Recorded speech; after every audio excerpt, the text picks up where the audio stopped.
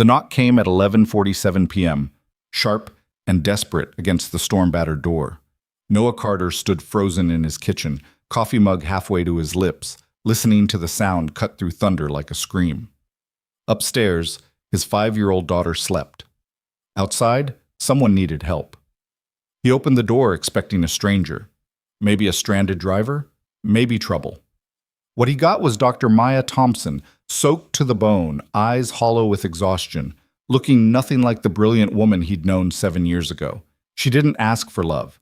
She asked for shelter. And Noah, foolishly or wisely, let her in. Before we continue, if you're watching this story unfold, hit that like button and drop a comment telling me what city you're from. I love seeing how far these stories travel. Now, let's dive into part 1. The rain hammered against the windows of Noah Carter's modest 2-story house like it was trying to break through, each gust of wind rattling the frames and making the old structure groan. He'd lived in this house for 6 years, bought it after the divorce was finalized, after his ex-wife had decided motherhood wasn't the adventure she'd signed up for, and left him with their then 3-year-old daughter. The house wasn't much, but it was theirs, safe, predictable, exactly what Noah had built his entire life around. He stood at the kitchen counter, staring at the half-empty coffee pot he'd forgotten to turn off hours ago. The burnt smell hung in the air, mixing with the faint scent of the mac and cheese he'd made Emma for dinner. It was past midnight now, and he should have been in bed, but sleep had been elusive lately. Too many thoughts, too many bills, too many moments wondering if he was doing enough for his daughter. Then came the knock. 3 sharp raps. Urgent, deliberate. Noah's first instinct was to ignore it. Nothing good happened at 11:47 p.m. during a storm that had already knocked out power to half the neighborhood. But the knock came again, more insistent this time, and he found himself moving toward the door before his brain could fully process the decision. He flipped on the porch light, miraculously still working, and peered through the peephole. A woman stood on his porch, drenched from head to toe, her dark hair plastered to her face and neck. She wore a thin jacket that offered no protection against the downpour, jeans that clung to her legs, and sneakers that squished with every slight movement. Her shoulders were hunched, arms wrapped around herself, and even through the distorted glass, Noah could see she was shaking. He didn't recognize her. Not at first. Then she looked up, directly at the peephole, as if she knew he was watching. Her face was gaunt, exhausted, with dark circles under her eyes that spoke of sleepless nights and heavy burdens. But those eyes, brown, deep, familiar, hit him like a punch to the chest. Maya Thompson. Noah's hand was on the deadbolt before he could think. He yanked the door open, and the storm rushed in, bringing cold rain and wind that soaked his shirt in seconds. Maya? She nodded, unable to speak at first. Her teeth chattered so violently he could hear them clicking together. Water dripped from her hair, forming a puddle on his porch. "I'm sorry," she finally managed, her voice hoarse and barely audible over the storm. "I didn't know where else to go." Noah didn't ask questions. Not yet. He grabbed her arm gently and pulled her inside, shutting the door against the wind. She stood in his entryway, dripping and trembling, looking small in a way that didn't match the woman he'd known 7 years ago. Back then, Maya Thompson had been unstoppable. They'd met during her second year of medical school. Noah had been working as a hospital maintenance supervisor while trying to finish his associate's degree at night. She was always in the library, buried in textbooks that looked like they weighed more than she did, hair pulled back in a messy bun, coffee perpetually in hand. They'd struck up a friendship over late-night vending machine runs and shared complaints about exhaustion. She had this energy about her, this fire, that made everyone around her believe she was going to change the world. The woman standing in his hallway now looked like that fire had been extinguished. "Let me get you a towel," Noah said, already moving toward the linen closet. "And some dry clothes." "I don't want to impose, Maya." He turned back to her, towel in hand. "You're soaked, freezing, and standing in my house at midnight during a storm. We're way past imposing." She accepted the towel with shaking hands and wrapped it around her shoulders, but it did little to stop the shivering. Noah grabbed a second towel and handed it to her before disappearing upstairs to find something she could wear. He rifled through his dresser, pulling out an old Ohio State sweatshirt and a pair of sweatpants with a drawstring waist. They'd be big on her, but they were dry and warm. When he came back downstairs, Maya was still standing in the exact same spot, staring at the floor like she'd forgotten how to move. "Bathroom's down the hall," Noah said gently, handing her the clothes. "Take your time. I'll make some tea." She nodded mutely and shuffled toward the bathroom, leaving a trail of water droplets behind her. Noah stood in the empty hallway for a moment, listening to the bathroom door click shut, trying to process what the hell was happening. He hadn't seen Maya Thompson in 7 years. They'd lost touch after she graduated medical school and moved to Chicago for her residency. He'd heard through mutual acquaintances that she'd done well, landed a prestigious spot at a top hospital, was on track to become a pediatric surgeon. He'd been happy for her, even if a small part of him had mourned the loss of their friendship. Now she was in his bathroom, wearing his clothes, and he had absolutely no idea why.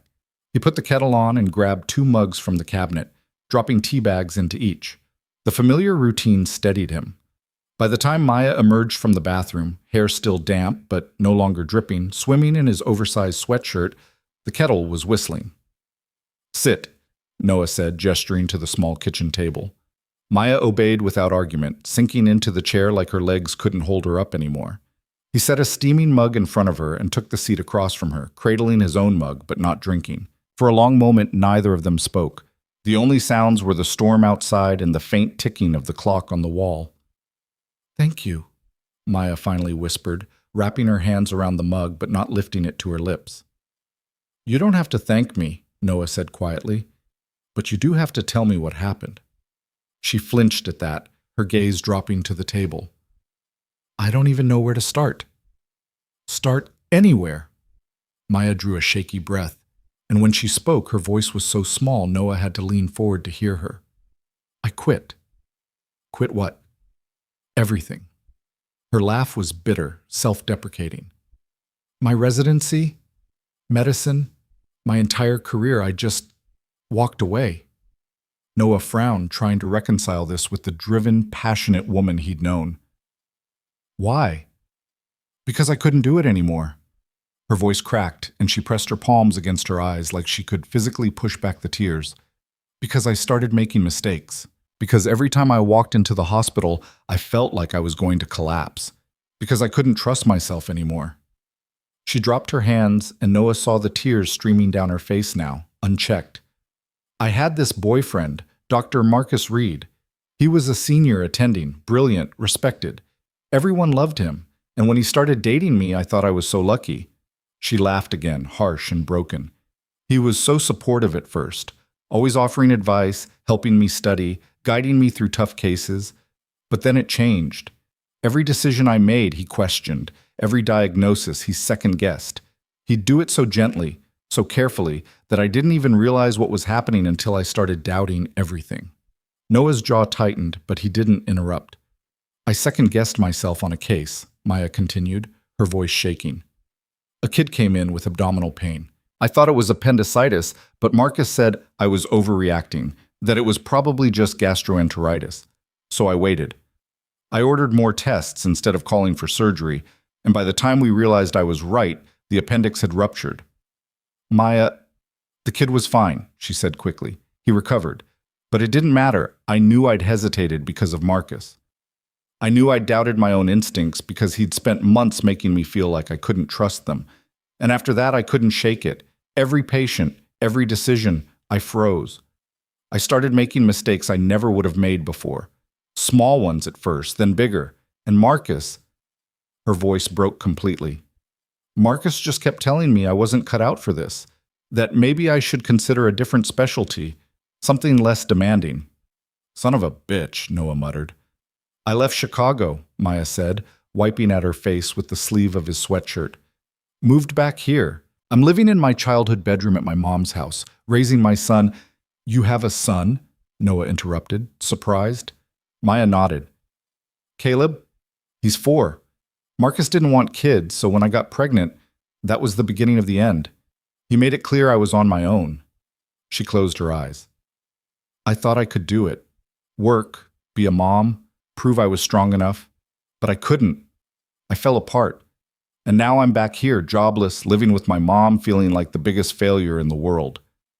Noah reached across the table and took her hand. She startled at the contact but didn't pull away.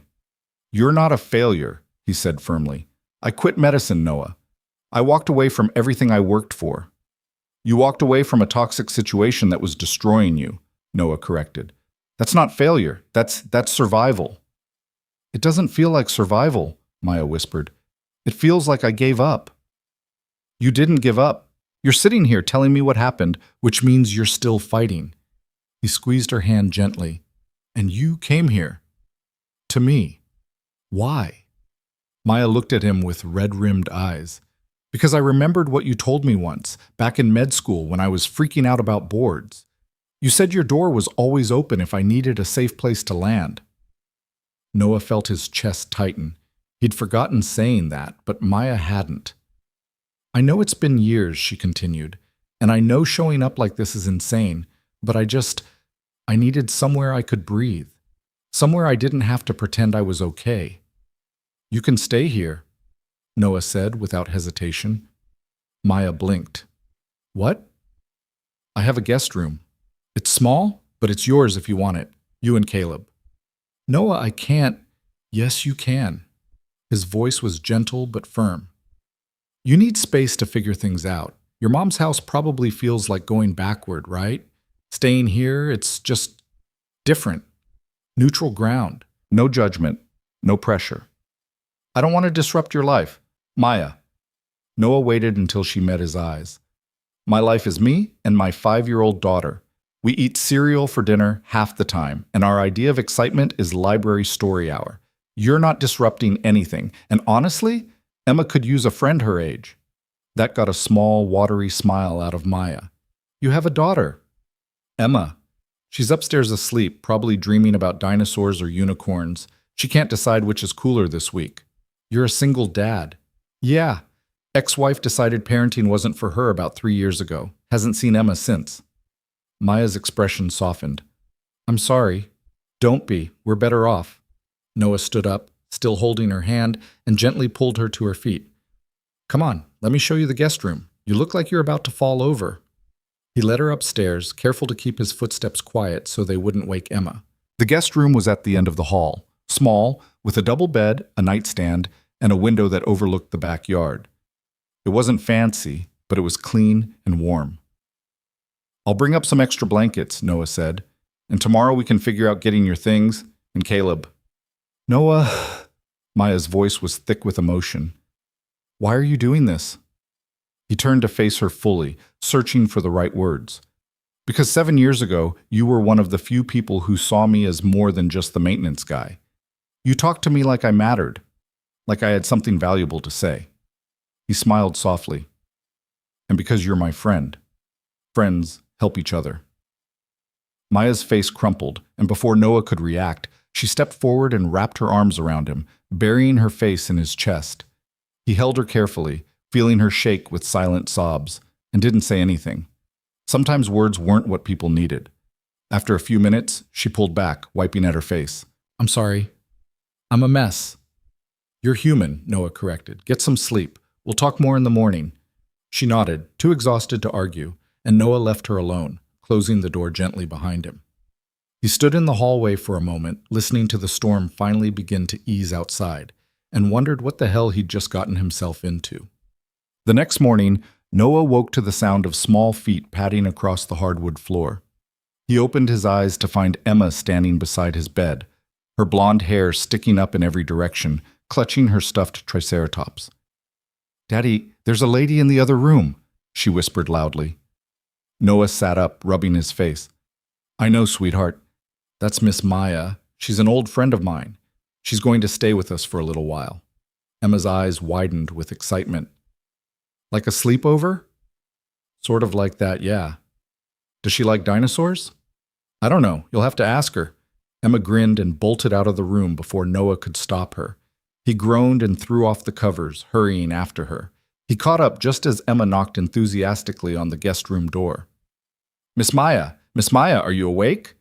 The door opened a crack and Maya peered out, still looking exhausted but slightly more put together than last night. She blinked down at Emma in surprise. Hi. Hi, I'm Emma. Do you like dinosaurs?" Maya's lips twitched into the first genuine smile Noah had seen from her. I do, actually. What's your favorite? Mine's Triceratops, but Stegosaurus is also really cool. I think I'd have to say Brachiosaurus, Maya said thoughtfully. The long neck ones. Emma gasped like this was the best answer she'd ever heard. Those are Daddy's favorite too. Noah cleared his throat from behind Emma. Sorry, she's not great with boundaries before breakfast.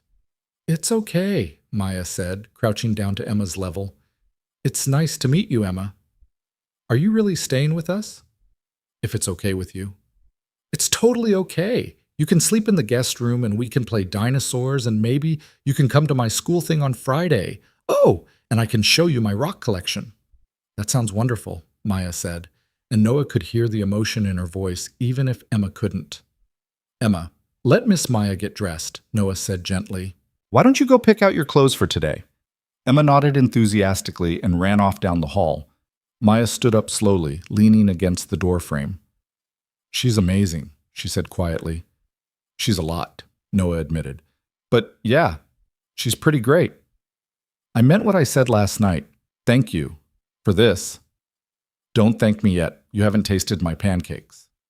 That got another small smile, and Noah felt something warm settle in his chest. Maybe this wouldn't be so complicated after all. Over the next few days, they fell into an unexpected rhythm. Noah worked his day shift as a facilities manager at the local community college, while Maya stayed home with Emma during the day. She'd pick up Caleb from her mom's house in the afternoons, and the two kids would play together until Noah got home.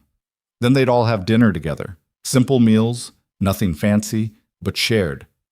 Maya was quiet at first, withdrawn in a way that made Noah's chest ache. She moved through the house like she was afraid to take up space, always apologizing for small things, using too much hot water, taking the last yogurt, leaving a dish in the sink. But Emma had a way of pulling people out of their shells whether they wanted it or not. Miss Maya, why are you sad? She asked one afternoon, sitting at the kitchen table coloring while Maya chopped vegetables for dinner. Maya froze, the knife hovering over a carrot. What makes you think I'm sad? You have sad eyes, Emma said matter-of-factly, like Daddy did after Mommy left. But his eyes aren't sad anymore. Maya set down the knife carefully and turned to look at the little girl. I am a little sad, she admitted, but I'm working on it. Daddy says working on things makes them better, Emma said. Like when I practice my letters, I get better at writing. Your daddy's right. Are you practicing being happy? Maya's throat tightened. Yeah, sweetheart. I guess I am. Well, you're doing good, Emma said decisively, returning to her coloring, because you smiled at breakfast, and that means you're getting better. When Noah came home that evening, he found Maya sitting on the back porch steps, watching Caleb and Emma chase each other around the yard in the fading light. She looked up when he sat down beside her. Your daughter is terrifyingly perceptive, she said. Yeah, she gets that from me, Noah joked. What did she say? Asked me why I was sad. Told me I was getting better at being happy. Maya shook her head. She's 5. 5 going on 30, Noah agreed. But she's not wrong, you know. About what? You do seem a little lighter than when you first got here. Maya considered that. Maybe. It's hard to feel sorry for yourself when you're being interrogated about your favorite dinosaur before coffee. Noah laughed. That's the Emma Carter experience. They sat in comfortable silence for a while, watching the kids play. Caleb was shyer than Emma, but was slowly coming out of his shell around her relentless enthusiasm. I called a therapist today, Maya said suddenly. Noah turned to look at her. Yeah? Yeah, I have an appointment next week. She wrapped her arms around her knees. I know I need help figuring this out, all of it. What happened with Marcus, why I can't trust myself anymore, how to move forward. That's really brave, Noah said quietly. It doesn't feel brave, it feels terrifying. Most brave things do. Maya rested her chin on her knees, her gaze distant. What if I can't get back to who I was? What if that version of me is just gone? Then maybe you become someone different, Noah said. Someone stronger, someone who's been through hell and came out the other side. You make it sound so simple. It's not simple, but it's possible. He bumped her shoulder gently with his. And you're not doing it alone. She looked at him then, really looked at him, and Noah saw something shift in her expression, gratitude mixed with something he couldn't quite name. How did you get so wise? She asked. Lots of mistakes and a stubborn refusal to give up. He grinned. Plus, I read a lot of self-help books after the divorce. That got a genuine laugh out of her, bright and unexpected, and Noah realized how much he'd missed that sound. No. 2 weeks into Maya's stay, Noah came home to find her in the kitchen with flour in her hair and what looked like cookie dough smeared on her cheek. Emma and Caleb were seated at the table, covered in chocolate chips and giggling uncontrollably. Do I want to know? Noah asked, setting down his work bag. We're making cookies, Maya said, looking slightly frazzled but happier than he'd seen her. Or trying to. Turns out baking with 2 4-year-olds is harder than surgery. At least there's less blood, Noah pointed out. Debatable, Maya muttered, gesturing to the chocolate-covered chaos. He rolled up his sleeves and joined them, and for the next hour, the kitchen was filled with laughter, terrible singing, and the smell of burning cookies because they forgot to set a timer. When the kids were finally in bed, Caleb had started sleeping over most nights. Noah and Maya collapsed on the couch with glasses of wine, exhausted and content. This was a good day, Maya said softly. Yeah, it was. I can't remember the last time I had one of those. Noah looked at her, at the way the lamplight caught the gold in her brown eyes, at the small smile playing on her lips. You'll have more, he said. I promise. And sitting there, in his small, chaotic, imperfect home, Maya allowed herself to believe him. The weeks turned into a month and Maya slowly began to rebuild. She went to therapy every week, sometimes coming home quiet and drained, other times lighter, like she'd set down a weight she didn't know she'd been carrying.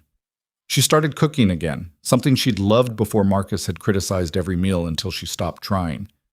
She took walks with Caleb and Emma in the mornings, played board games in the evenings, laughed more freely. And through it all, Noah was there. Not hovering, not pushing, just present. A steady, quiet force that made her feel safe in a way she hadn't felt in years. Late one night, after the kids were asleep, they sat on the back porch with mugs of tea, watching the stars. I got an email today, Maya said quietly. From? My old professor, Dr. Simons. She runs a community health clinic downtown. She heard I was back in town and asked if I'd be interested in joining their team. Noah turned to look at her. What did you say? I haven't responded yet. Maya's hands trembled slightly around her mug. I'm terrified, Noah. What if I freeze again? What if I make another mistake? You might, Noah said honestly, but you also might not. And either way, you'll figure it out. How can you be so sure? Because I've watched you these past few weeks. I've seen you go from barely being able to get out of bed to baking cookies with 2 wild kids and actually enjoying it. I've seen you put in the work, therapy, self-reflection, all of it. You're not the same person who walked away from that hospital, Maya. You're stronger now. She shook her head. I don't feel stronger. Strength isn't about not being afraid. It's about being afraid and doing it anyway. Maya was quiet for a long time, staring up at the stars. Then, slowly, she nodded. I'll email her tomorrow, see what the position involves. Noah smiled. That's my girl. The words slipped out before he could stop them, and they both froze. Maya's eyes widened, and Noah felt heat creep up his neck. I mean, he started. It's okay, Maya said quickly, but there was a new awareness in her eyes, something that hadn't been there before. The air between them shifted, charged with something neither of them was quite ready to name. Noah cleared his throat and stood up. I should get to bed. Early shift tomorrow. Yeah, me too. But as Noah lay in bed that night staring at the ceiling, he couldn't stop thinking about the way Maya had looked at him. And he couldn't stop wondering if maybe, just maybe, this was becoming something more than just helping an old friend. In the guest room down the hall, Maya was having the exact same thought. Maya sent the email the next morning, her finger hovering over the send button for a full 2 minutes before she finally pressed it. Her heart hammered in her chest as she watched the message disappear into the void, carrying with it a question she wasn't sure she was ready to have answered. Dr. Simons responded within 3 hours. Maya was sitting on the back porch, watching Caleb and Emma build what they insisted was a dinosaur fortress out of cardboard boxes, when her phone buzzed. She nearly dropped it when she saw the sender's name. Maya, it's wonderful to hear from you. I'd love to discuss the position. Are you available to meet this Thursday at 2 p.m.? The clinic is located at 847 Morrison Street. I think you'd be a perfect fit for what we're building here. Looking forward to seeing you again. Best, Catherine Simons. Maya read the email 3 times, her hands shaking slightly. Thursday. That was in 2 days. Miss Maya, you okay? Emma's voice cut through her spiraling thoughts. Maya looked up to find both kids staring at her with concern. She forced a smile. I'm fine, sweetheart. Just got some news that surprised me. Good surprise or bad surprise? Caleb asked quietly. Her son had always been sensitive to her moods, even when she tried to hide them. Good surprise, I think, Maya said, though her stomach twisted with anxiety. I might have a job interview. Emma's face lit up. That's a really good surprise. Daddy says jobs are important because they help us buy dinosaurs. I said they help us buy groceries. Noah's voice came from the back door. He stepped onto the porch, still in his work clothes, and immediately picked up on the tension in Maya's posture. What's going on? Maya handed him her phone without a word. He read the email, then looked at her with those steady, calm eyes that somehow always made her feel like everything might actually be okay. Thursday, he said. You can do Thursday. Can I? The words came out smaller than she intended. Yes. No hesitation, no doubt, just absolute certainty. Maya wanted to believe him. She wanted to feel even a fraction of the confidence he seemed to have in her. Instead, she felt like she was standing on the edge of a cliff, being asked to jump without knowing if there was water below or rocks. That night, after the kids were in bed, Noah found her sitting at the kitchen table with her laptop open, staring at a blank document. What are you working on? He asked, settling into the chair across from her. Trying to update my resume, Maya said, her voice tight with frustration. But I don't know what to put. How do I explain the gap? How do I say I quit my residency because my boyfriend destroyed my confidence and I had a mental breakdown in professional terms? You don't, Noah said simply. You say you took time off to focus on family and personal growth, which is true. It sounds weak. It sounds human. He reached across the table and gently closed her laptop. Maya, you're not going to figure this out tonight, and you're definitely not going to figure it out while you're spiraling. I'm not spiraling, she protested, even as her leg bounced anxiously under the table. Noah raised an eyebrow. You've been staring at that blank document for 45 minutes. I can see it from here. Maya slumped back in her chair, defeated. I don't know how to do this. I don't know how to walk back into medicine after everything that happened. Then don't walk back into medicine, Noah said. Walk into something new. This isn't the same job, the same hospital, the same situation. This is a community clinic run by someone who actually respects you. It's a fresh start. What if I'm not ready for a fresh start? What if you are, and you just don't know it yet? Maya looked at him, at the quiet strength in his face, the patience that never seemed to waver no matter how many times she doubted herself. How do you do that? Do what? Make everything seem possible. Noah smiled softly. Because I've been where you are. Maybe not the exact same situation, but I know what it's like to feel like you've failed at everything. When Sarah left, when she made it clear she wanted nothing to do with Emma or me, I thought I was going to drown. Single dad, barely making enough to cover rent, trying to raise a kid on my own with no idea what I was doing. He paused, his gaze distant. But then I realized something. The only way I was going to survive was to stop trying to be perfect and start trying to be present, to show up every day, even when I didn't know what the hell I was doing. And slowly, it got easier. You make it sound so simple. It wasn't simple, but it was necessary. He leaned forward, his eyes locked on hers. You're doing the work, Maya. You're going to therapy. You're facing what happened. You're taking care of Caleb. That's not weakness. That's courage. Maya felt tears prick at her eyes, and she blinked them back furiously. I'm scared, Noah. I'm so scared of walking into that clinic and freezing. Of someone trusting me with their child and me making the wrong call again. You might freeze, Noah said honestly. You might doubt yourself. But you know what? You'll also have backup. You'll have other doctors, nurses, support staff. You won't be alone in those decisions like you felt you were before.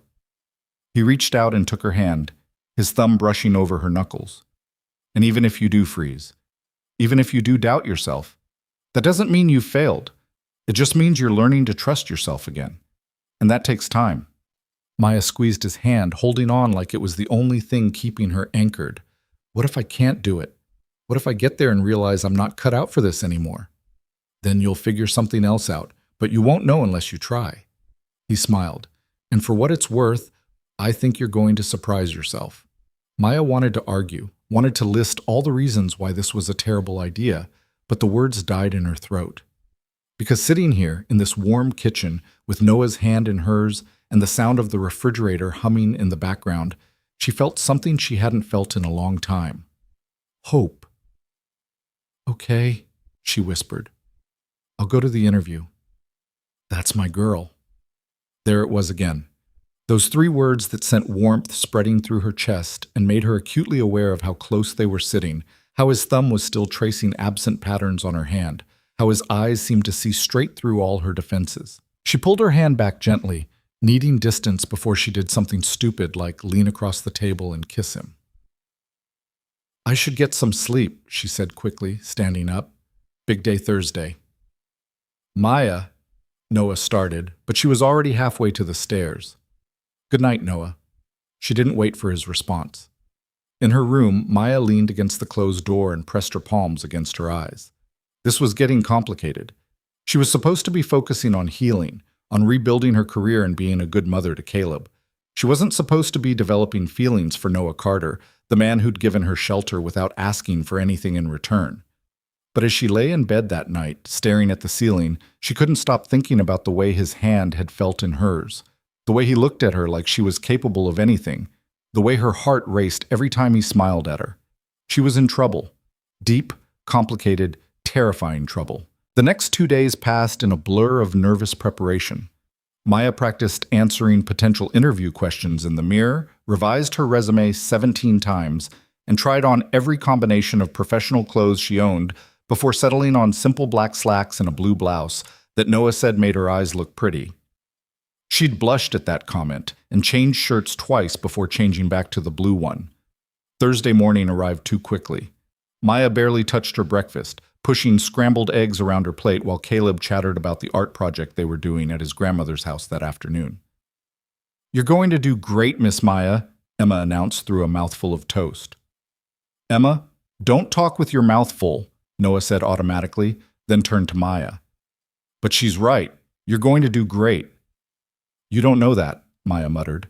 Yes, I do. Noah stood up and walked around the table, crouching down beside her chair. Look at me.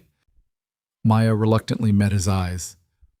You are Dr. Maya Thompson, he said firmly. You graduated top of your class. You completed 3 years of one of the most competitive residencies in the country. You are brilliant, compassionate, and capable. One bad experience doesn't erase all of that. It feels like it does, she whispered. I know, but feelings aren't facts. He reached up and tucked a strand of hair behind her ear, the gesture so gentle it made her chest ache. You've got this.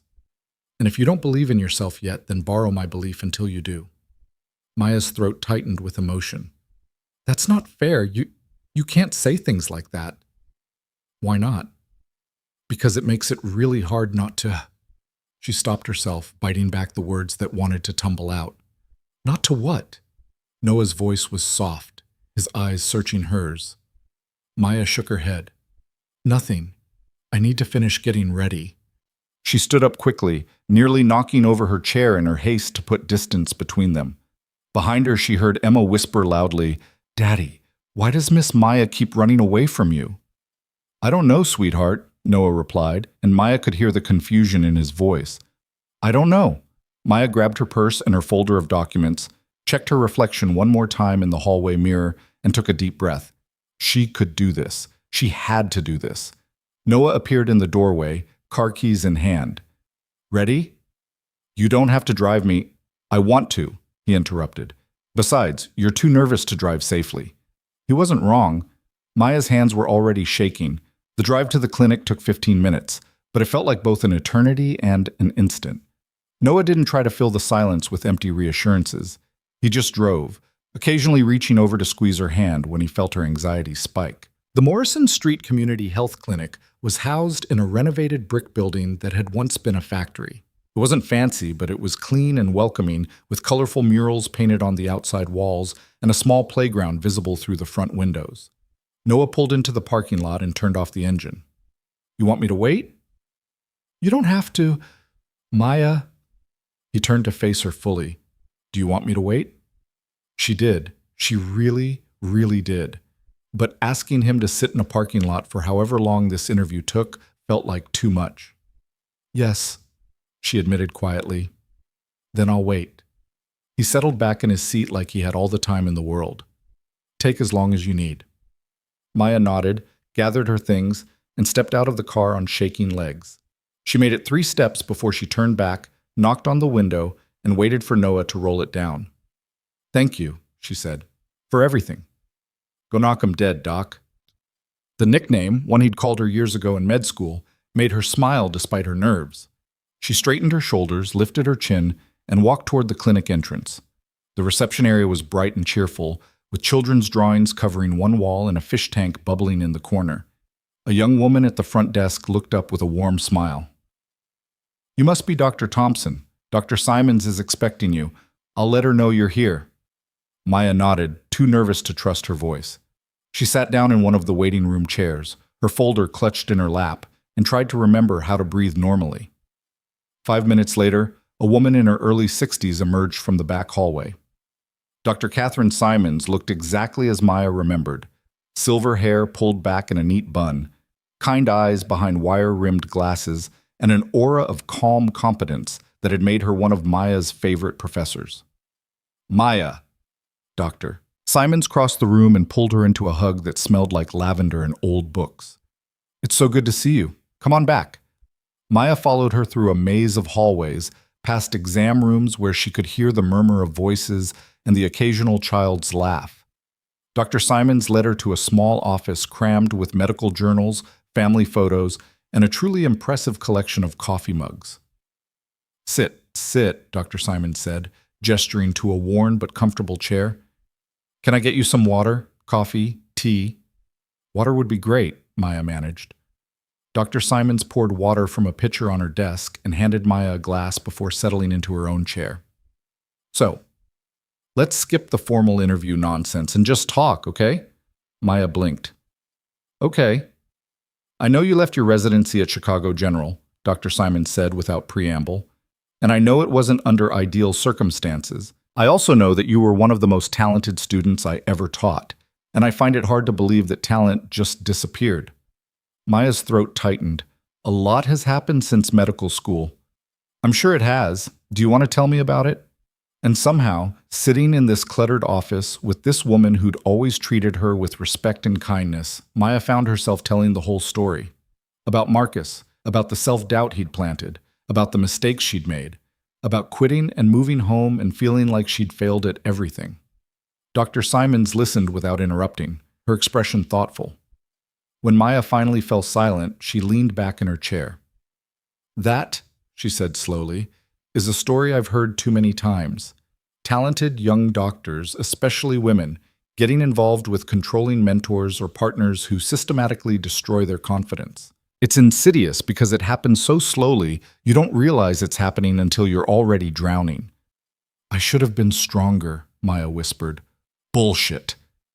The profanity was so unexpected from the usually proper Dr. Simons that Maya actually laughed. "Strength has nothing to do with it. Psychological manipulation is designed to break you down. The fact that you recognized what was happening and removed yourself from that situation shows more strength than staying would have. It doesn't feel like strength. It feels like failure. Because he wanted you to feel that way. That's how men like that maintain control even after you leave." Dr. Simons leaned forward. "But here's what I want you to understand, Maya. You're not broken. You're healing. And healing takes time." "I don't know if I can do this," Maya admitted. Every time I think about being responsible for a patient again, I freeze. What if I make another mistake? You will make mistakes, doctor, Simon said bluntly. Every doctor does. But mistakes in medicine don't mean you're incompetent, they mean you're human. The question isn't whether you'll make mistakes, it's whether you'll learn from them, have proper support systems in place, and keep showing up anyway. Maya absorbed that, letting the words settle. What kind of position are you offering? Dr. Simon smiled. We're a community health clinic serving primarily low-income families, a lot of uninsured patients, a lot of kids who've never had consistent medical care. It's not glamorous. We're chronically underfunded, always short-staffed, and some days you'll feel like you're trying to empty the ocean with a teaspoon. She paused. But it's also the most meaningful work I've ever done. Because here, you're not just treating symptoms. You're building relationships. You're earning trust. You're making a real difference in people's lives. What would my role be? We need a pediatrician, someone who can do well-child visits, manage chronic conditions, and handle urgent care situations. You'd work alongside 2 other doctors, a nurse practitioner, and a team of nurses and support staff. No one works alone here. We consult, we collaborate, we support each other. Dr. Simons met her eyes. And if you need accommodations while you're rebuilding your confidence, more supervision, second opinions on diagnoses, whatever, we'll make it work. Maya felt tears prick at her eyes. Why are you being so kind to me? Because I believe in you, and because I remember what it was like to doubt myself. Dr. Simons pulled off her glasses and cleaned them on her shirt. I had a professor in med school who told me I wasn't smart enough to be a surgeon, told me I should consider nursing instead. And for a while I believed him. I almost quit. She replaced her glasses. But then I met someone who saw my potential and gave me a chance. I'm just paying that forward. I don't know what to say, Maya whispered. Say you'll think about it. The position is yours if you want it. Part-time to start if that's easier. 3 days a week. We can work up to full-time as you get comfortable. No pressure, no judgment. Maya's mind was spinning.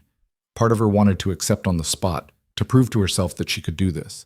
But another part, the part that had been hurt and scared for so long, wanted to run.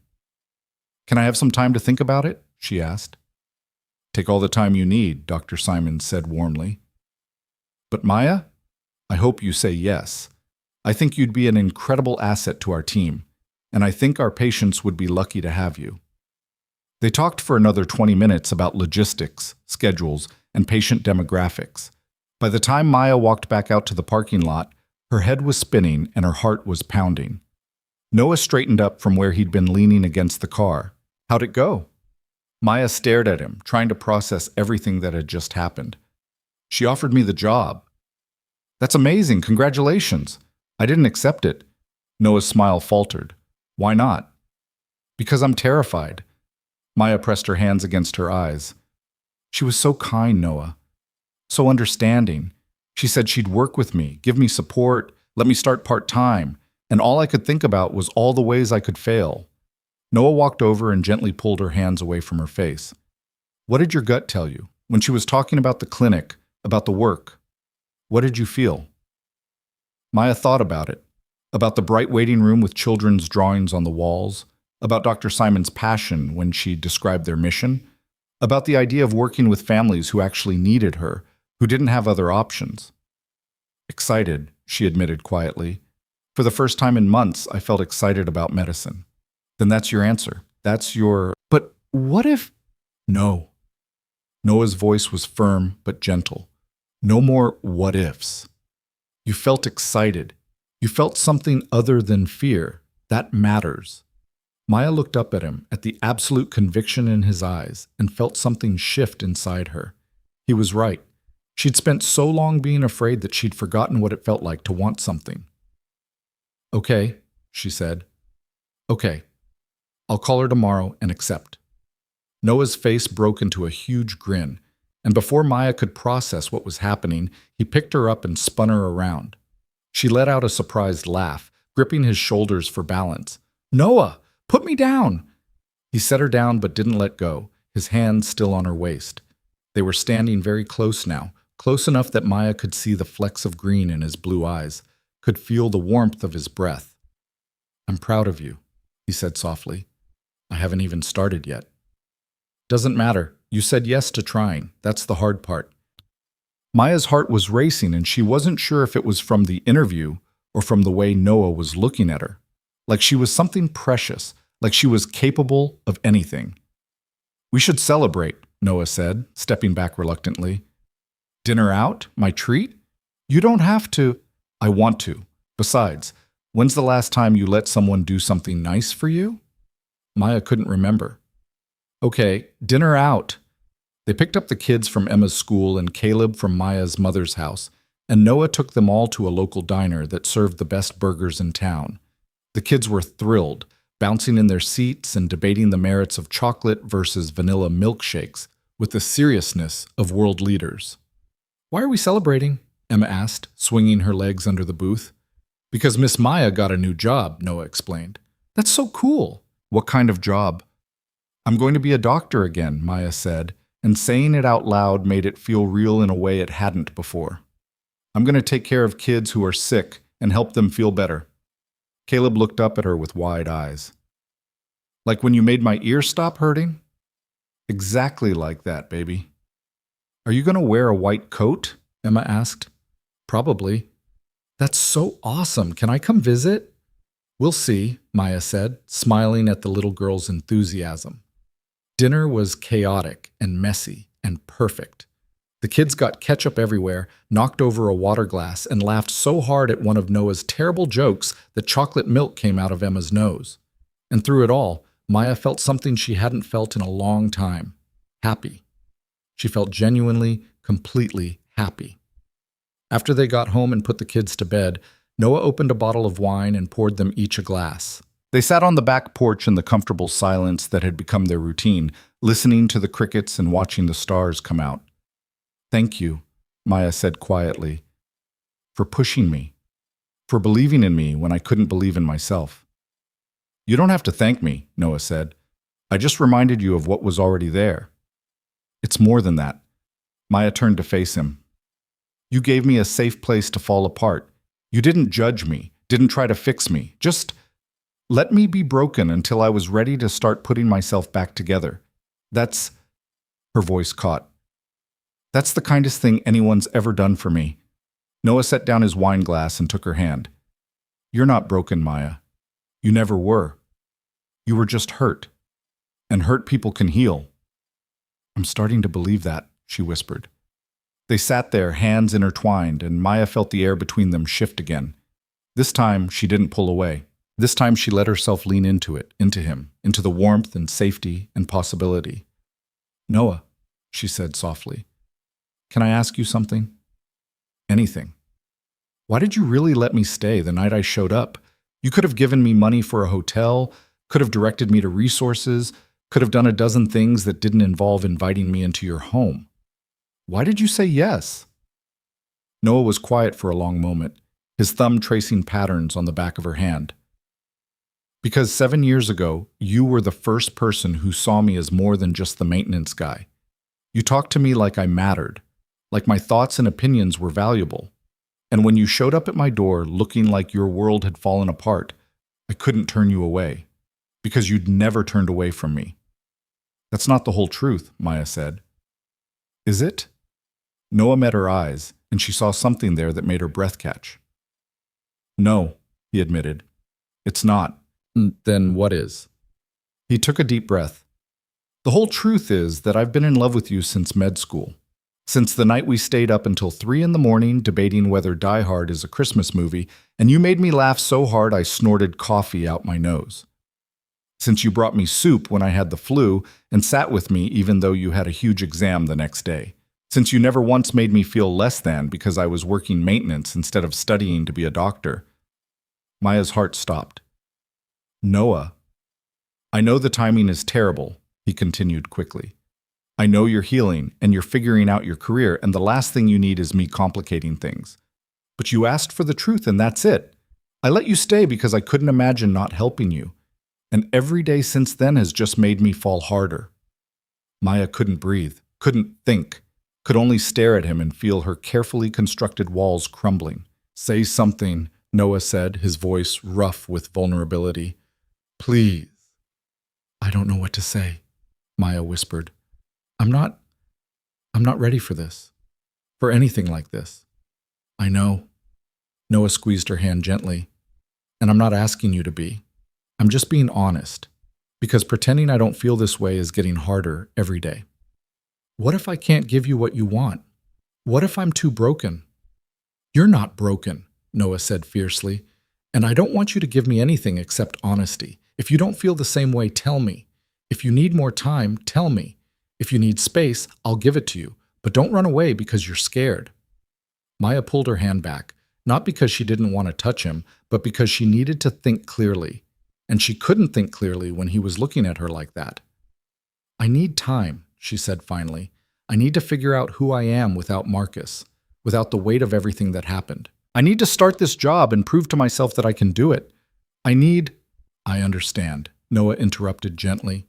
Take all the time you need. I'm not going anywhere. What if the answer is no? Maya forced herself to ask. What if I figure everything out and realize I can't do this? Then we stay friends, Noah said simply. Because I'd rather have you in my life as a friend than not have you at all. Maya felt tears slip down her cheeks. You're making this very hard. Good. You should have hard choices. You should have someone who loves you enough to be patient while you figure out what you want. He stood up and held out his hand. Come on, it's late. We both need sleep. Maya let him pull her to her feet, and they walked back into the house together. At the bottom of the stairs, Noah paused. For what it's worth, he said softly, I think you're going to be an amazing doctor. And whatever you decide about us, that doesn't change. You're going to do incredible things, Maya Thompson. He kissed her forehead, gentle, chaste, perfect, and then headed upstairs to his room. Maya stood in the hallway for a long time after he was gone, her fingers pressed to the spot where his lips had been, her heart full of feelings she wasn't ready to name. Upstairs in his room, Noah lay in bed and stared at the ceiling, wondering if he'd just made the biggest mistake of his life or the bravest decision. And down the hall, Maya did the same. Maya called Dr. Simons the next morning before she could talk herself out of it.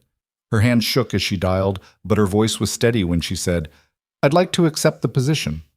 Dr. Simons' delighted laugh came through the phone. That's wonderful news, Maya.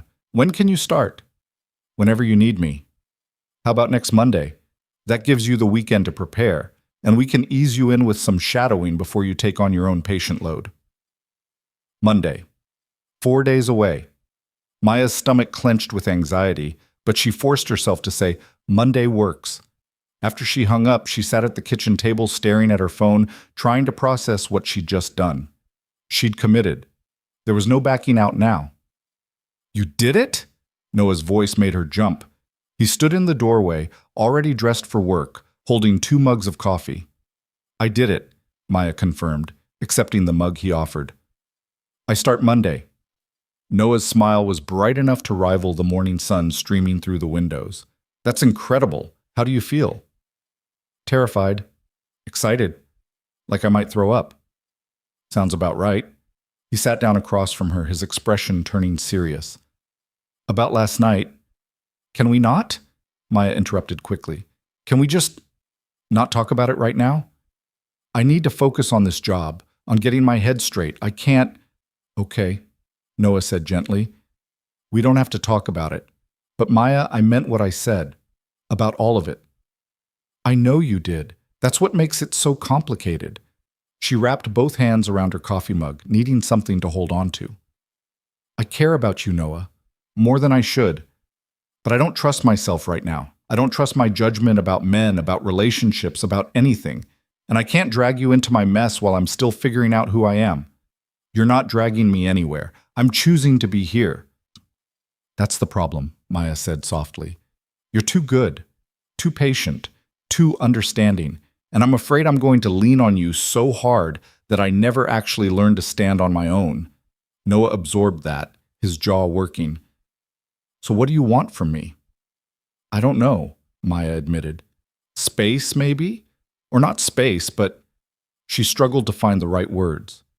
I need you to stop being so perfect. Stop saying things that make me feel like everything's going to be okay. Because what if it's not? What if I fail at this job? What if I can't get past what Marcus did to me? What if I'm not capable of being in a healthy relationship? Those are all valid fears, Noah said, but they're also all what ifs. You can't live your entire life afraid of things that haven't happened yet. I know that, but knowing it and believing it are two different things. They sat in tense silence for a moment. Finally, Noah stood up. I need to get to work. We can talk more tonight if you want. Or not. Whatever you need.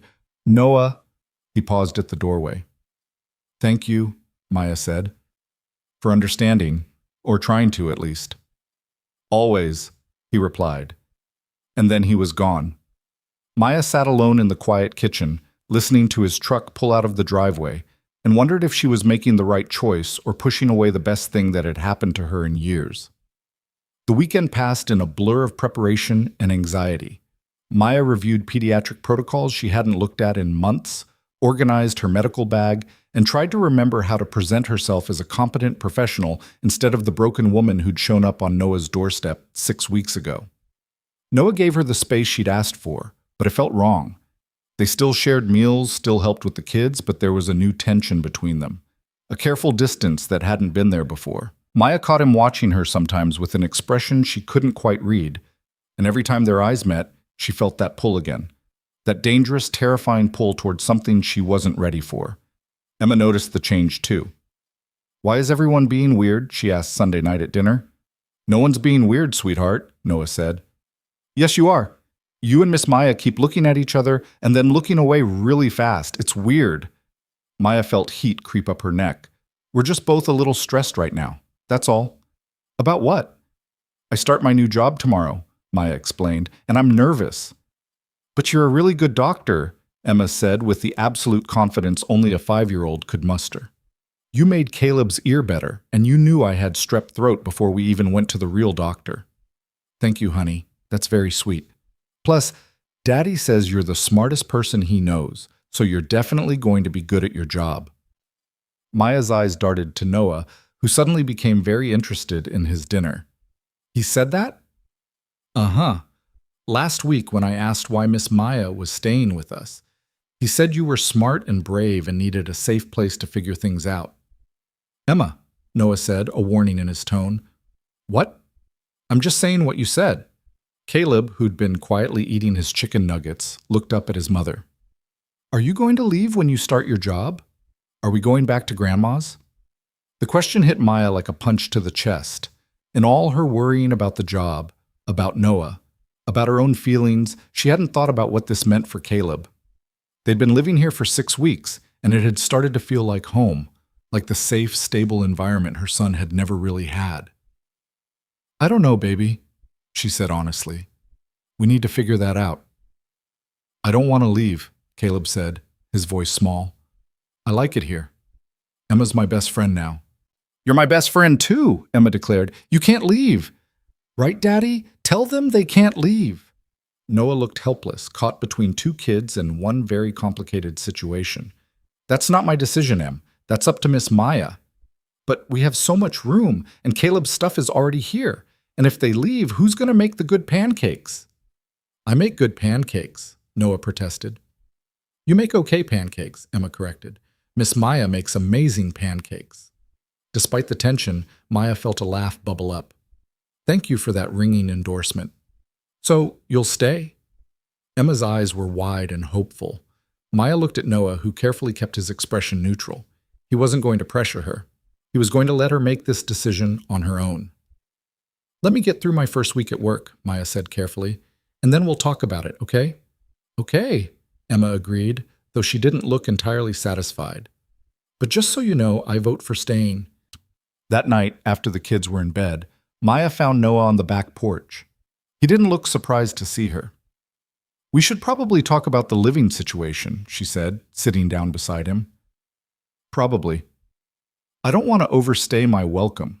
You're not, Noah interrupted. You and Caleb can stay as long as you need. I meant that. But it's getting complicated, with us, I mean. It doesn't have to be, Noah said. I can keep things simple, professional, whatever you need. Maya shook her head. You can't unsay what you said. I can't unhear it, and every time I look at you now, I think about it. Is that a bad thing? I don't know. She pulled her knees up to her chest. Part of me wants to just say yes, to stop overthinking and let myself feel what I'm feeling. But the other part remembers what happened with Marcus, how I gave up pieces of myself without even realizing it, how I became so dependent on his approval that I couldn't make a single decision without second-guessing myself. I would never do that to you, Noah said quietly. I know you wouldn't mean to. But what if it happens anyway? What if I fall so hard for you that I lose myself again? What if you don't? Noah countered. What if trusting someone doesn't have to mean losing yourself? What if it means finding a partner who supports you while you become exactly who you're meant to be? That sounds like a fairy tale. Maybe. Or maybe you've just never experienced it before. Maya rested her chin on her knees, feeling the weight of everything pressing down on her. I need to focus on this job. I need to prove to myself that I can do it, that I can be Dr. Maya Thompson again without falling apart. Can you give me that? Can you give me time to figure out if I'm capable of being someone's partner when I'm still figuring out how to be myself? Yes, Noah said without hesitation. But you have to promise me something. What? Don't use the job as an excuse to avoid this conversation forever. Don't hide behind work because you're scared. At some point, you're going to have to decide what you want.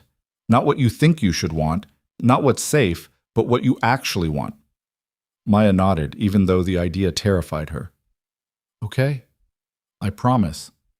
Monday morning arrived with brutal clarity. Maya woke up at 5:30, too anxious to sleep, and spent an hour getting ready. She changed outfits 3 times before settling on dark slacks, a simple blouse, and the white coat Dr. Simons had given her during orientation. Looking at herself in the mirror, she barely recognized the professional-looking woman staring back. Noah was already in the kitchen making breakfast when she came downstairs. He looked up and his eyes widened. "You look amazing," he said. "I look terrified." "That too, but mostly amazing." He handed her a travel mug of coffee. "Drink this, and eat something, even if you don't want to." "I can't eat. My stomach is in knots." "Toast at least. You need something in your system." Maya forced down half a piece of toast while Noah packed lunches for the kids. The domestic normalcy of it should have been comforting, but instead it just reminded her of everything she stood to lose if this all fell apart. "What time do you need to be there?" Noah asked. 8. Dr. Simons wants me to shadow her for the first few days." "That's good. Low pressure. Unless I freeze during a patient consultation and prove I'm not ready for this." Noah crossed to her and put his hands on her shoulders. "Listen to me. You're going to walk in there and you're going to be nervous. That's normal. But you're also going to remember why you became a doctor in the first place. Because you care about people. Because you want to help. That hasn't changed." Maya nodded, not trusting her voice. "And if you need me, call, text, whatever. I'll be there." "You have to work." "I'll make it work." He squeezed her shoulders gently. "You've got this." The Morrison Street Community Health Clinic was already bustling when Maya arrived. The waiting room was full of families, and she could hear a baby crying somewhere in the back. Dr. Simons met her at the front desk with a warm smile. "Ready for your first day?" "As ready as I'll ever be," Maya said, trying to sound more confident than she felt. "Come on, let me introduce you to the team." The next hour was a whirlwind of names and faces. There was Dr. James Porter, a family medicine physician in his 40s with kind eyes and a terrible sense of humor. Nurse practitioner Lisa Chen, who ran the clinic with military efficiency and had zero tolerance for nonsense. And a rotating cast of nurses, medical assistants, and front desk staff who all seemed genuinely happy to have another doctor on board. "We're slammed most days," Lisa explained as she showed Maya around. "Not enough providers, too many patients, but we make it work." "What's the typical patient load?" "For you? We'll start with maybe 10 patients a day until you get comfortable. Dr. Simons usually sees 15 to 20. Maya's eyes widened. That was more than she'd handled even during residency. "Don't worry," Lisa said, reading her expression. "You'll have support. We all consult on difficult cases, and if you're ever unsure, Dr. Simons is always available." Maya's first patient was a 6-year-old girl named Jasmine who needed a school physical. Simple, straightforward, nothing that should have caused anxiety. But when Maya walked into the exam room and saw Jasmine sitting on the table, her mother beside her, she felt her heart rate spike. "Hi, Jasmine. I'm Dr. Thompson," she managed, her voice only slightly shaky. "Hi," Jasmine said shyly. Maya forced herself to focus on the routine. Check height and weight. Listen to heart and lungs. Test reflexes. Ask about diet and sleep and exercise. She'd done this hundreds of times before. She could do it again. "Everything looks great," she told Jasmine's mother 15 minutes later, signing off on the physical form. "She's healthy and right on track developmentally." "Thank you, doctor," the mother said warmly. It was only after they left that Maya realized she'd been holding her breath. She leaned against the exam table, her legs shaky with relief. One down. By lunch, she'd seen 6 patients, a baby with an ear infection, a teenager with acne, twin boys who needed their vaccinations. Each time, she felt that initial spike of anxiety, that voice in her head whispering that she was going to miss something, make a mistake, hurt someone. But each time, she pushed through it. She listened to her instincts, asked for second opinions when she needed them, and trusted the training she'd worked so hard for. Doctor. Simons found her at the break room during lunch, eating a sandwich she couldn't taste. "How are you holding up?" the older woman asked. "I'm not sure yet," Maya admitted. "I keep waiting for the other shoe to drop." "The shoe's not going to drop. You're doing fine." I second-guessed myself on every single diagnosis. "Good," Dr. Simons said, surprising her.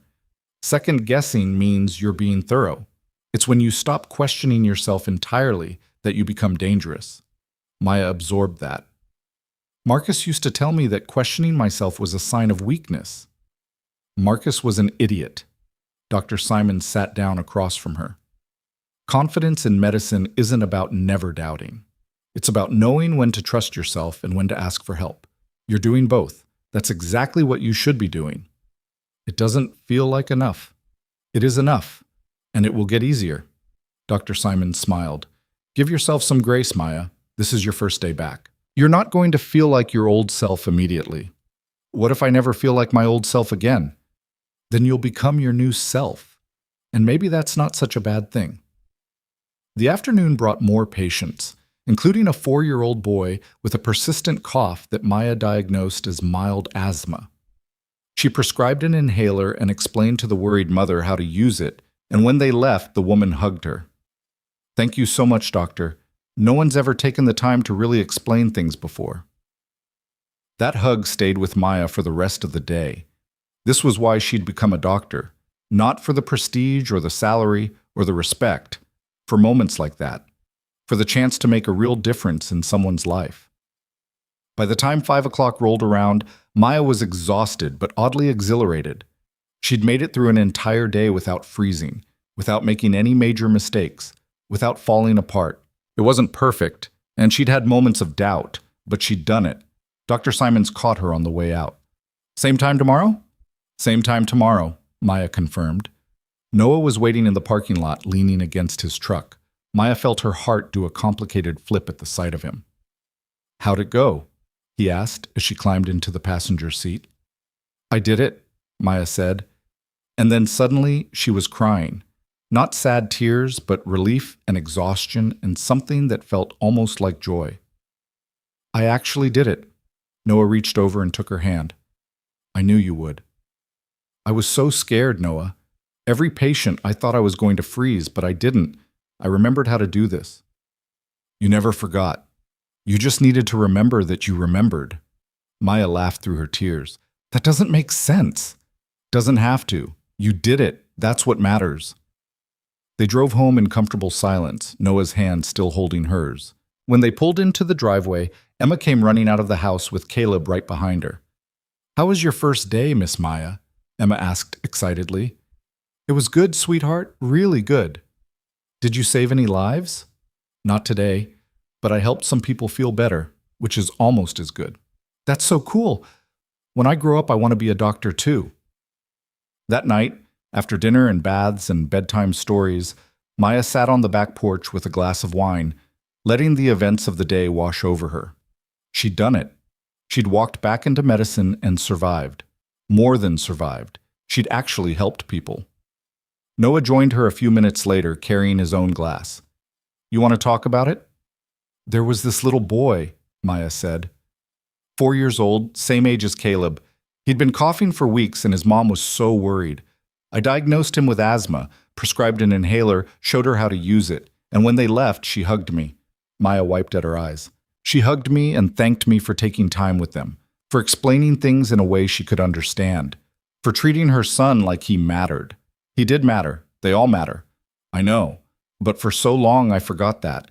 I got so caught up in Marcus's voice in my head telling me I was doing everything wrong that I forgot why I loved this in the first place. She turned to look at Noah. Today reminded me, even with all the anxiety and self-doubt, I remembered why I became a doctor, because I want to help people, because I'm good at it. You are good at it, Noah said firmly, and I'm so proud of you for going back. Maya felt that pull again, stronger now, the urge to close the distance between them, to kiss him, to stop fighting what she was feeling. But she held back. She'd promised herself she'd focus on work first, on rebuilding her confidence and her career before she let herself fall. Thank you, she said instead, for everything. Stop thanking me. I didn't do anything except give you a place to stay. You did more than that. You believed in me when I couldn't believe in myself. Noah smiled. Well, that's what friends do. Friends. The word hung in the air between them, heavy with everything it didn't say. Maya's second week at the clinic was easier than the first. She started to recognize regular patients, learned the rhythm of the office, and began to trust herself again. There were still moments of doubt, still times when she had to take a deep breath and push through the anxiety, but they were getting fewer and farther between. She also started to find her voice again. When Dr. Porter misdiagnosed a case of scarlet fever as a simple rash, Maya spoke up. When Lisa suggested a treatment plan that Maya thought might cause more harm than good, she offered an alternative. And when a parent questioned her judgment, she defended her diagnosis with confidence. You're coming into your own, Dr. Simons observed one afternoon. I can see the difference from your first day. I'm starting to feel like a doctor again, Maya admitted, instead of someone pretending to be one. Good, because I have a proposition for you. Maya looked up from the patient file she'd been reviewing. What kind of proposition? We're opening a new program, free weekly clinics on Saturday mornings for families who can't afford regular care. I want you to run it. Maya's first instinct was to say no. She was barely managing her current patient load, barely keeping her anxiety in check. Taking on more responsibility seemed like asking for disaster. But then she thought about Jasmine's mother hugging her, about the little boy with asthma, whose life was better because Maya had taken the time to explain things properly, about all the families who needed care but couldn't afford it. Okay, she heard herself say. I'll do it. Dr. Simons grinned. Excellent, we start in 3 weeks. That gives you time to get fully comfortable here first. When Maya got home that night, she found Noah in the kitchen making dinner while the kids did homework at the table. It was such a domestic scene, so normal and comfortable that it made her chest ache. Guess what? She said, unable to keep the excitement out of her voice. Noah looked up from the pasta he was stirring. What? Dr. Simons asked me to run a new program. Free Saturday clinics for low-income families. Maya, that's amazing. I know. It's exactly the kind of work I wanted to do, the kind that actually makes a difference. Noah abandoned the pasta and pulled her into a hug. Maya stiffened for a second, then let herself relax into it. He was warm and solid and safe, and being in his arms felt like coming home. I'm so proud of you, he murmured into her hair. I couldn't have done any of this without you, Maya said against his chest. Yes, you could have. You're stronger than you think.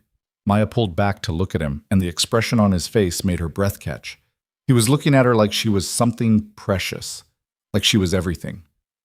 Noah, she whispered. I know. I'm not supposed to. I promised I'd give you space, but Maya, being around you and not telling you how I feel is the hardest thing I've ever done. I'm starting to feel the same way, she admitted. Every day it gets harder to keep pretending this is just friendship. Then don't pretend.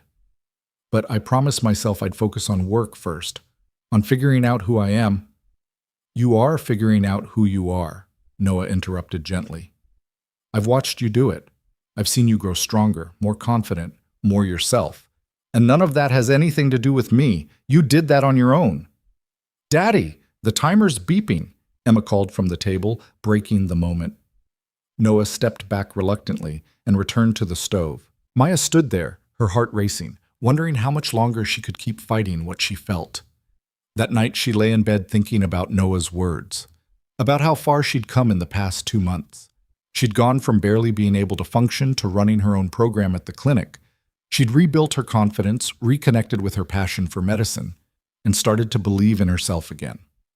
And through all of it, Noah had been there, not fixing her, not saving her, just supporting her while she saved herself. Maybe, Maya thought as she drifted off to sleep, maybe it was time to stop being afraid. Maybe it was time to take the leap and trust that she wouldn't lose herself if she let herself fall for him. The next morning, Maya woke up with a sense of clarity she hadn't felt in months. She knew what she wanted. She knew what she needed to do. She found Noah in the kitchen, as usual, making coffee. He looked up when she entered and smiled. "Morning. Want some?" Maya crossed the room and kissed him. For a second, Noah froze in shock. Then his arms came around her, pulling her closer, and he kissed her back with all the pent-up emotion of the past 2 months. It was gentle and intense at the same time, full of promise and possibility and everything they'd been too scared to say out loud. When they finally pulled apart, both breathing hard, Noah rested his forehead against hers. "What changed?" he asked. "I did," Maya said simply. "I changed. And I realized that falling for you doesn't mean losing myself. It means choosing to build something with someone who sees me for who I really am." "I do see you," Noah said fiercely. "I see all of you, the brilliant doctor, the devoted mother, the woman who's fighting every day to heal, and I love all of it." "I love you too," Maya whispered, and saying the words out loud felt like stepping off a cliff and discovering she could fly. "I think I have for a while now. I was just too scared to admit it." Noah kissed her again, softer this time, full of tenderness and hope. "Ew, they're kissing!" Emma's voice came from the doorway. They sprang apart to find both kids standing there, Emma grinning and Caleb looking confused. "Does this mean you're boyfriend and girlfriend now?" Emma asked. Maya and Noah looked at each other and laughed. "I guess it does," Noah said. "Finally!" Emma threw her hands in the air. "It took you guys forever." "We wanted to make sure," Maya said, pulling Caleb into a hug. "Is that okay with you, baby? That Noah and I are together?" Caleb thought about it seriously. "Does this mean we get to stay here?" "If you want to." "Then it's okay," Caleb decided. "I like it here." Emma beamed. "This is the best day ever. Can we have pancakes to celebrate?" "Absolutely," Noah said, already pulling out the mixing bowl. As Maya watched him cook, watched the kids chatter excitedly about this new development, she felt something settle in her chest. Peace. Happiness. Hope for the future. She'd come to Noah's door 2 months ago, broken and desperate, looking for shelter from the storm. What she'd found instead was a home, a family, and the courage to believe in herself again. The road ahead wouldn't be easy. There would still be hard days at work, moments of self-doubt, challenges to overcome. But she wasn't facing them alone anymore. She had Noah, who loved her without trying to change her. She had her career back, doing work that mattered. And she had herself, stronger, wiser, and finally ready to embrace the future. The pancakes that morning tasted better than any meal Maya could remember. Maybe it was because she'd finally stopped running from what she wanted. Or maybe it was because Emma insisted on adding chocolate chips to celebrate. But sitting around Noah's kitchen table, their kitchen table now, she supposed, felt like the first real breath she'd taken in years. "So, when you get married, can I be the flower girl?" Emma asked through a mouthful of pancake. Noah nearly choked on his coffee. We literally just started dating. Nobody's getting married." "Yet," Emma said confidently. "Nobody's getting married yet." Maya laughed, the sound surprising even herself. 3 months ago, the idea of marriage would have sent her into a panic spiral. Now sitting across from Noah with syrup on his shirt and that soft smile on his face, it didn't seem terrifying at all. "Let's take it one step at a time," she said diplomatically. "Right now, I need to focus on this new Saturday clinic program." "When does that start again?" Noah asked. 3 weeks. Dr. Simons wants me to help design the whole thing, what services we'll offer, how we'll staff it, outreach to the community. It's a lot. You can handle it, Noah said with absolute certainty. I know I can. That's the weird part. Maya paused, fork halfway to her mouth. I actually believe I can do this. When did that happen? Sometime between showing up on my doorstep in the rain and kissing me in my kitchen this morning, Noah said, his eyes warm. Caleb made a face. Are you guys going to be gross all the time now? Probably, Noah admitted cheerfully. You'll get used to it. The kids groaned in unison, but Maya could see the happiness underneath their protests. Caleb looked more relaxed than she'd seen him in months, and Emma was practically vibrating with excitement about this new family configuration. Later, after Noah left for work and the kids were engrossed in a cartoon, Maya called her mother. The conversation she had been avoiding for weeks couldn't wait any longer. Maya, I was starting to think you'd forgotten about me, her mother said, a hint of reproach in her voice. I'm sorry, Mom. Things have been crazy. Too crazy to call your own mother? I've barely seen Caleb in 2 weeks. I know, and I'm sorry, but I have some news. Maya took a deep breath. I got a job. At the Morrison Street Community Health Clinic. There was a long pause. You're going back to medicine? I am. I started 2 weeks ago. And you didn't think to tell me? Her mother's voice was sharp with hurt. I needed to make sure I could do it first. I needed to prove to myself that I wasn't going to fall apart again. Another pause. And are you falling apart? No, Maya said, and realized it was true. I'm actually doing really well. Better than well. I'm happy, Mom. Where are you living? Are you still at that man's house? Maya bristled at the judgment in her mother's tone. His name is Noah, and yes, I'm still here. We're together now. Officially. Maya Elizabeth Thompson, you cannot just move in with some man you barely know. I've known Noah for 7 years, Maya interrupted. And I'm not asking for permission. I'm 32 years old. I'm calling to tell you what's happening in my life, not to get your approval. She heard her mother's sharp intake of breath. They'd never spoken to each other like this before.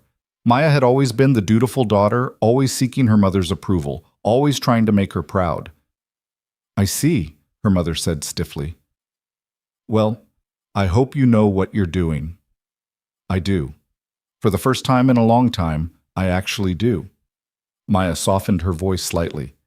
I'd like you to meet him properly. Come to dinner this weekend. Get to know Noah and Emma. They're important to me. I'll think about it, her mother said, which was as close to acceptance as Maya was likely to get right now. After they hung up, Maya sat staring at her phone, processing what had just happened. She'd stood up to her mother. She'd set a boundary. And the world hadn't ended. That evening at the clinic, Maya was reviewing patient files when Dr. Simons knocked on her office door. Got a minute? Always, Maya said, gesturing to the chair across from her desk. Dr. Simons sat down with a satisfied smile. I've been watching you these past few weeks. You're doing exceptional work. Thank you. I'm finally starting to feel like myself again.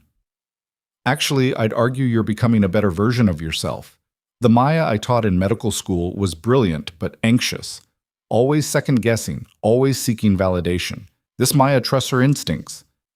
This Maya has been through hell and came out the other side, Maya said wryly. Exactly, and that experience makes you a better doctor. You understand what it's like to struggle, to doubt yourself, to feel like you're drowning. That empathy shows in how you treat patients. Maya felt unexpected tears prick at her eyes. I never thought about it that way. I just saw what happened with Marcus as this huge failure. It wasn't a failure, it was a learning experience, a painful one, but valuable nonetheless. Dr. Simons leaned forward, which brings me to why I'm really here. We got a call today from Chicago General Hospital. Maya's stomach dropped. What did they want? They heard you were practicing again. They want to know if you'd consider coming back to finish your residency. The room suddenly felt too small.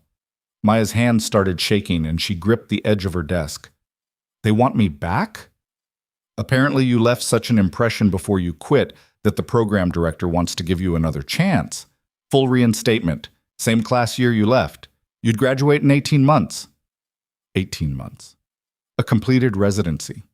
The credentials she'd always wanted. The career path she'd sacrificed everything for. What did you tell them? Maya asked. I told them I'd pass along the message. What you do with it is entirely up to you. Dr. Simon studied her carefully. What's your gut reaction? Maya closed her eyes, checking in with herself the way her therapist had taught her. What did she feel? Not what should she feel, not what made logical sense, but what did her actual gut tell her? Panic, she admitted. My first reaction is complete panic. Because of Marcus? Partially, but also because going back would mean leaving here, leaving this work, these patients, leaving Noah and Emma and the life I'm building. She opened her eyes. Is that crazy? Turning down a prestigious residency program for a community health clinic and a man I've been officially dating for less than 24 hours? Is it crazy to choose happiness over prestige? Dr. Simon smiled. I don't think so, but I'm biased. I made the same choice 30 years ago. What do you mean? I was offered a position at Johns Hopkins, chief of pediatrics. Every medical professional's dream, right? But I was also in love with a high school teacher who lived here, who had roots here, and I had to decide what mattered more, the impressive title or the life I actually wanted to live. She gestured around the small office. Obviously, I chose the teacher and this clinic, and I've never regretted it for a second. But you still accomplished amazing things, Maya protested. You built this whole program. I built something meaningful, something that actually helps people.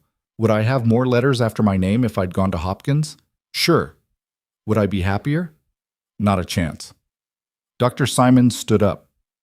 You don't have to decide right now. Think about it. Talk to Noah. Figure out what you really want. But Maya, don't let other people's definitions of success dictate your choices. After Dr. Simons left, Maya sat in the quiet office for a long time. Chicago General. The opportunity to complete her residency, to become a board-certified pediatric surgeon, to have the career she'd once dreamed of. But that dream belonged to a different Maya. A Maya who thought success meant prestigious hospitals and impressive credentials. This Maya, the one who'd been broken and rebuilt, knew that success looked different. It looked like Jasmine's mother hugging her after a school physical. It looked like teaching a worried parent how to use an inhaler. It looked like pancakes with Noah and the kids, messy and imperfect and real. When she got home that night, Noah was in the living room helping Emma with homework while Caleb built an elaborate tower out of blocks. The scene was so domestic, so perfectly ordinary, that Maya felt her chest tighten with emotion. Noah looked up and immediately knew something was wrong. What happened? Chicago General called the clinic. They want me to come back and finish my residency. Noah's expression flickered, something that looked like fear, quickly masked. What did you tell them? I didn't tell them anything yet. Dr. Simons just passed along the message. Maya sat down beside him. Can we talk? After the kids go to bed? Of course. The next few hours were torture. Maya went through the motions of dinner, bath time, and bedtime stories, but her mind was spinning. What did she want? What was the right choice? Finally, with both kids asleep, she and Noah sat on the back porch with glasses of wine. The fall air was crisp, carrying the smell of wood smoke from a neighbor's fireplace. Tell me what you're thinking, Noah said quietly. I'm thinking that 3 months ago, I would have said yes immediately. The chance to finish my residency, to become a surgeon, to prove that I didn't fail, it would have been everything. And now? Now I'm not sure that's what I want anymore. Maya turned to face him. The work I'm doing at the clinic, it matters in a way surgery never did for me. I'm connecting with patients, with families. I'm making a real difference. And the Saturday program, I'm so excited about that, Noah. More excited than I ever was about surgical techniques or operating room protocols. But, Noah prompted, hearing the hesitation in her voice. But what if I'm making this decision for the wrong reasons? What if I'm choosing to stay because I'm scared to go back? Because it's easier to hide here than to face what happened in Chicago. Are you scared? Maya considered the question honestly. A little, but not as much as I thought I'd be. Mostly I just don't want to go back. That's not my life anymore. Then don't, Noah said simply. It's not that simple. This is a huge opportunity. Finishing my residency would open so many doors. Doors you don't want to walk through, Noah interrupted gently. Maya, I hear what you're saying about the clinic, about the work that excites you. That's not fear talking, that's clarity. But what about you? The question burst out of her. What if I'm staying because of you? What if I'm making the same mistake I made with Marcus, letting a man influence my career decisions? Noah was quiet for a moment. When he spoke, his voice was steady and sure. If you stay because of me, you'll resent me eventually. We both know that. So I'm going to tell you the same thing I told you before. You need to make this decision based on what you want, not what you think I want or what will make anyone else happy. What do you want? Maya asked. I want you to be happy. I want you to wake up every morning excited about your work and your life. And honestly, I don't think Chicago General gives you that anymore. How can you be sure? Because I see how you light up when you talk about the clinic. When you come home and tell me about the families you helped. When you're planning this Saturday program. He reached over and took her hand. I've also seen how you talk about Chicago, and it's always about what happened there, not what could happen if you went back. You're not running towards something in Chicago. You're just running away from here because you're scared that staying is too good to be true.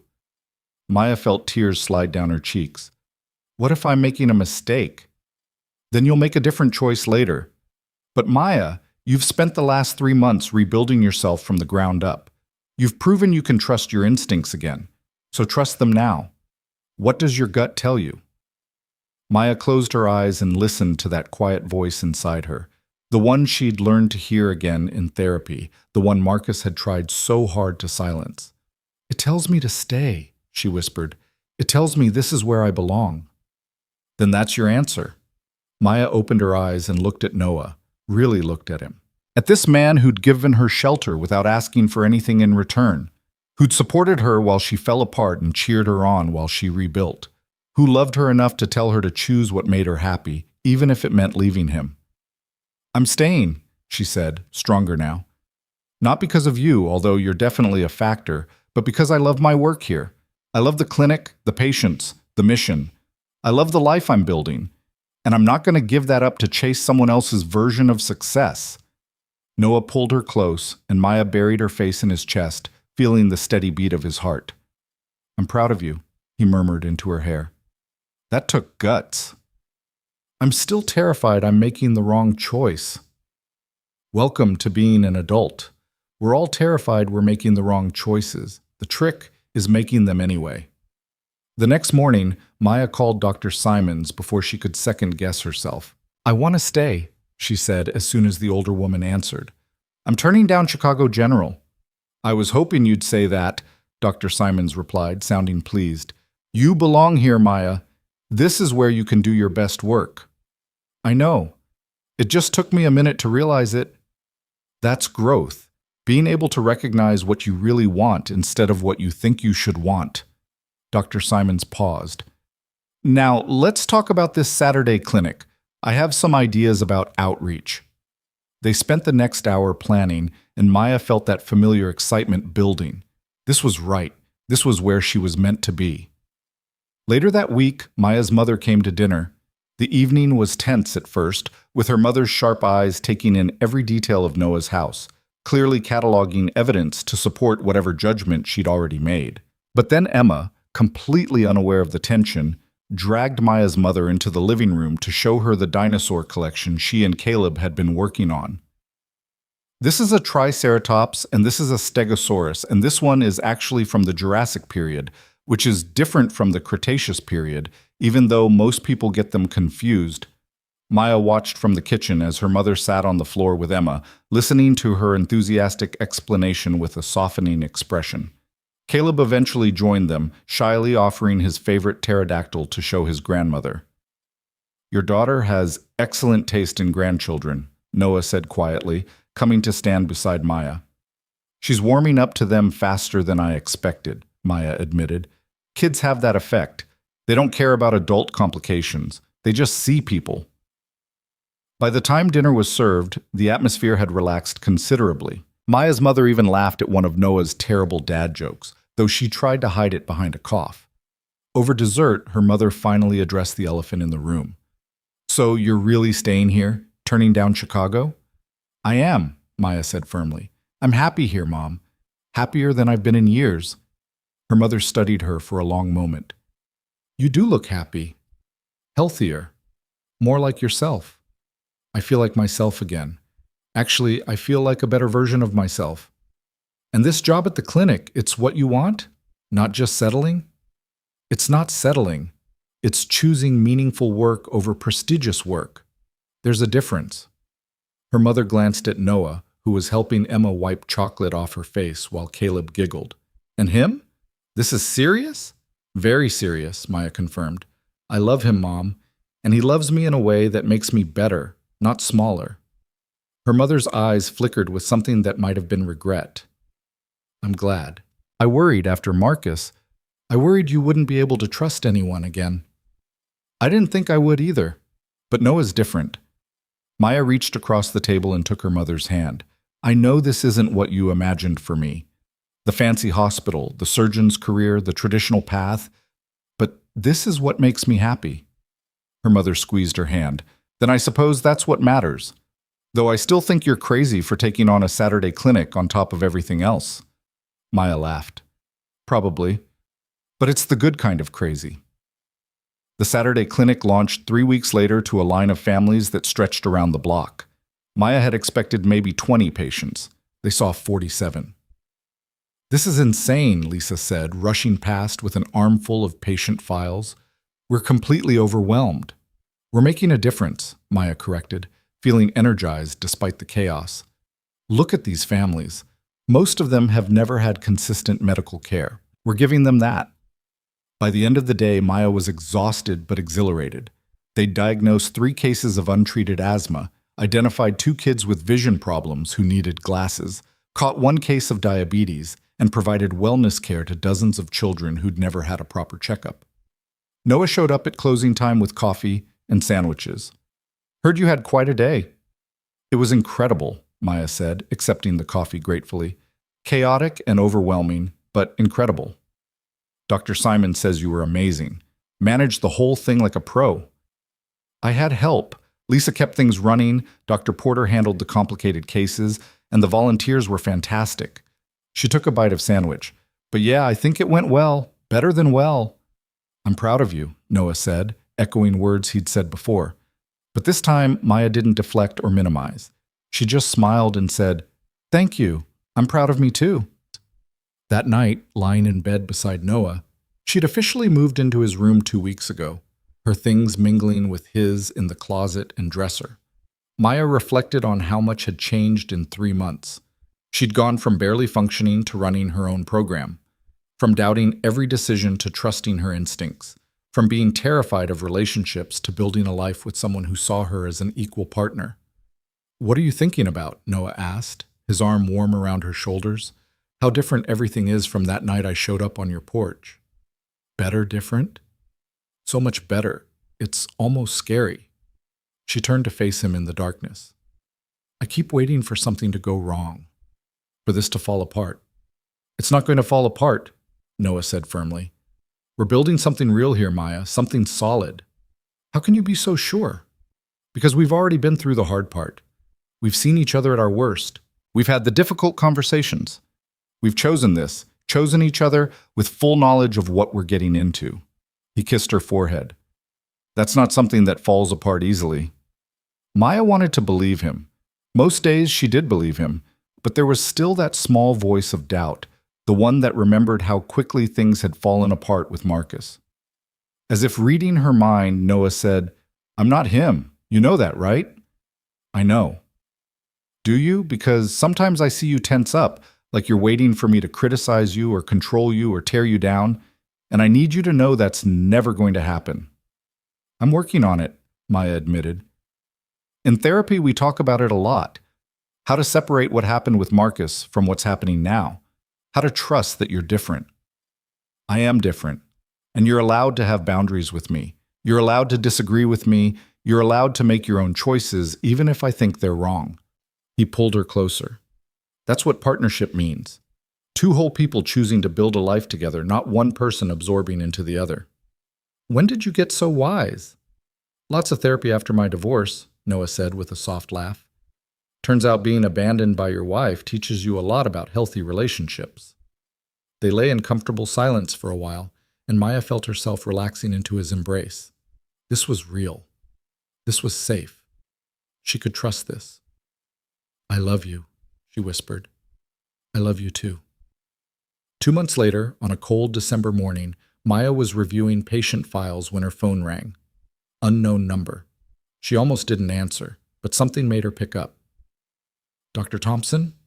The voice was male, formal, vaguely familiar. "Yes, this is she. This is Dr. Richard Chen from Chicago General. I'm the new chief of pediatrics. I wanted to follow up on our offer from a few months ago." Maya's stomach clenched. "I appreciate that, but I already declined." I'm very happy where I am. I understand, but I wanted to personally reach out because we've had some changes here. Marcus Reed is no longer with the program. The words hit Maya like a physical blow. What? He was asked to leave after an investigation revealed a pattern of inappropriate conduct with residents. You weren't the only one, Dr. Thompson. 3 other residents came forward with similar complaints. Maya sat down heavily, her mind reeling. "I didn't file a complaint." "I know, but others did, and during the investigation your name came up. Your sudden departure, combined with Reed's documented behavior toward you, painted a clear picture." Dr. Chen paused. "I'm calling to apologize. What happened to you should never have happened, and I want you to know that if you ever reconsider finishing your residency, we would be honored to have you." "Thank you," Maya managed, "but I'm staying where I am. I've built a life here." "I understand, but the offer stands.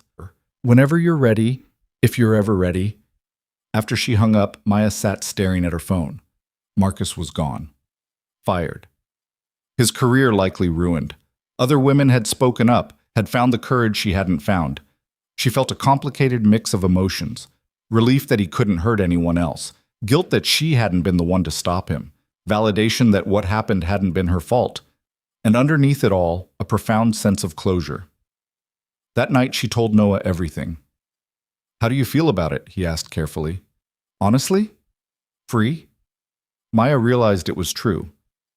For so long, Marcus had this power over me. Even after I left Chicago, even after I started healing, there was always this fear that I'd run into him again. That he'd somehow still be able to get into my head. But now he's gone. He can't hurt anyone else. And I'm here, doing work I love, with someone I love. I won. Her voice broke on the last word. I actually won. Noah pulled her into his arms, and Maya let herself cry. Not from sadness, but from relief. From the bone-deep knowledge that she'd survived something terrible and come out stronger. "You did win," Noah murmured. "You survived. You healed. You built a whole new life. That's not just winning, Maya. That's triumph." That weekend, Maya's Saturday clinic saw its 100th family. A young mother with 3 kids under 5, all of whom needed checkups and vaccinations. The woman was exhausted and overwhelmed, clearly struggling to manage all 3 children in the exam room. "I'm sorry," she kept saying. "They're usually better behaved." "It's fine," Maya assured her, conducting the exams with practiced ease, while entertaining the kids with terrible knock-knock jokes.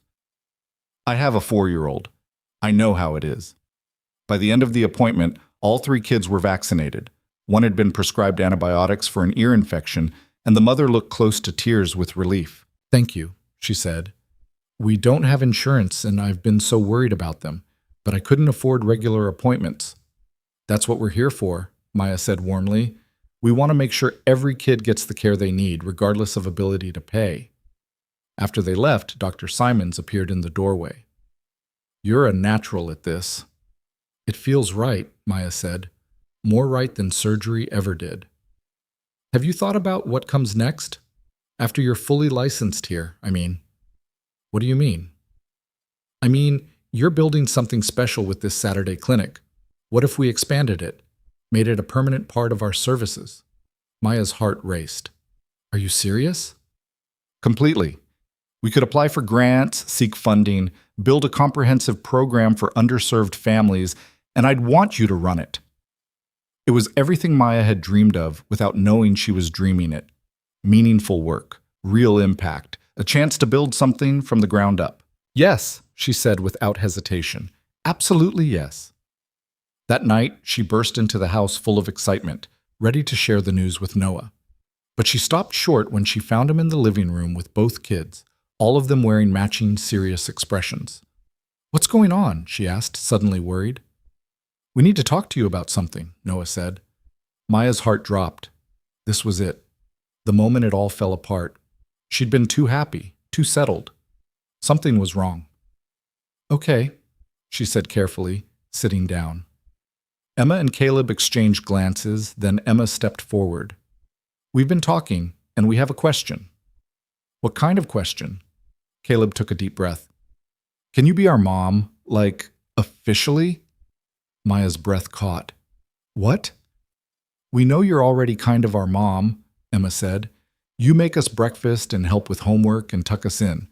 But we want it to be official. We want to be a real family. We are a real family, Maya said, her voice thick with emotion. But not legally, Emma pointed out with 5-year-old logic. Legally, you're just our dad's girlfriend. Noah stepped forward then, and Maya saw the small box in his hand. Her heart stopped. I wasn't planning on doing this tonight, he said, his voice shaking slightly. I wanted to wait, make it special. But these two convinced me that there's no perfect moment. There's just the right moment, and this feels right. He dropped to one knee, and Maya stopped breathing entirely. Maya Thompson, you came into our lives like a storm, lost and scared and looking for shelter, and what you gave us in return was so much more than we ever expected. You gave us laughter and warmth and a sense of family we'd been missing. You showed Emma what a strong, brilliant woman looks like, and you reminded me what it means to be brave enough to try again. He opened the box, revealing a simple, elegant ring. I love you. Emma loves you. We want you to stay, not as our guest or my girlfriend, but as my wife and Emma's mom. Will you marry us? Maya looked at the three faces staring at her with hope and love and absolute certainty. Her family. The one she'd found when she'd stopped looking. The one that had saved her while she was saving herself. Yes, she whispered. Then louder, through tears and laughter, yes, 1,000 times yes. The kids erupted in cheers. Noah slipped the ring on her finger and kissed her, and Maya felt everything click into place. This was what home felt like. This was what love felt like when it was healthy and whole and real. Later that night, after the kids were asleep and she and Noah were curled up on the couch, she told him about Dr. Simon's offer. That's amazing, he said, but I have to ask, are you sure this is what you want? Not finishing your residency, not pursuing surgery?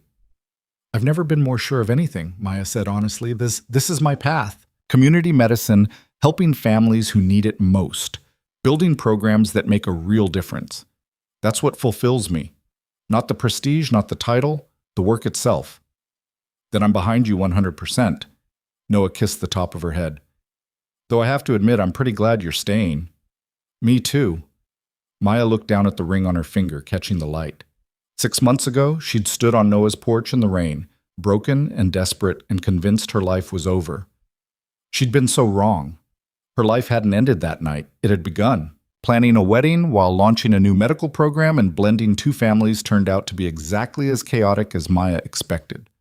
The difference was that this chaos felt joyful instead of overwhelming, purposeful instead of destructive. We could do it in the spring, Noah suggested one evening, looking at a calendar covered in Emma's dinosaur stickers. April, maybe? That gives us 4 months to plan. Or we could do it sooner, Maya said, surprising herself. Why wait?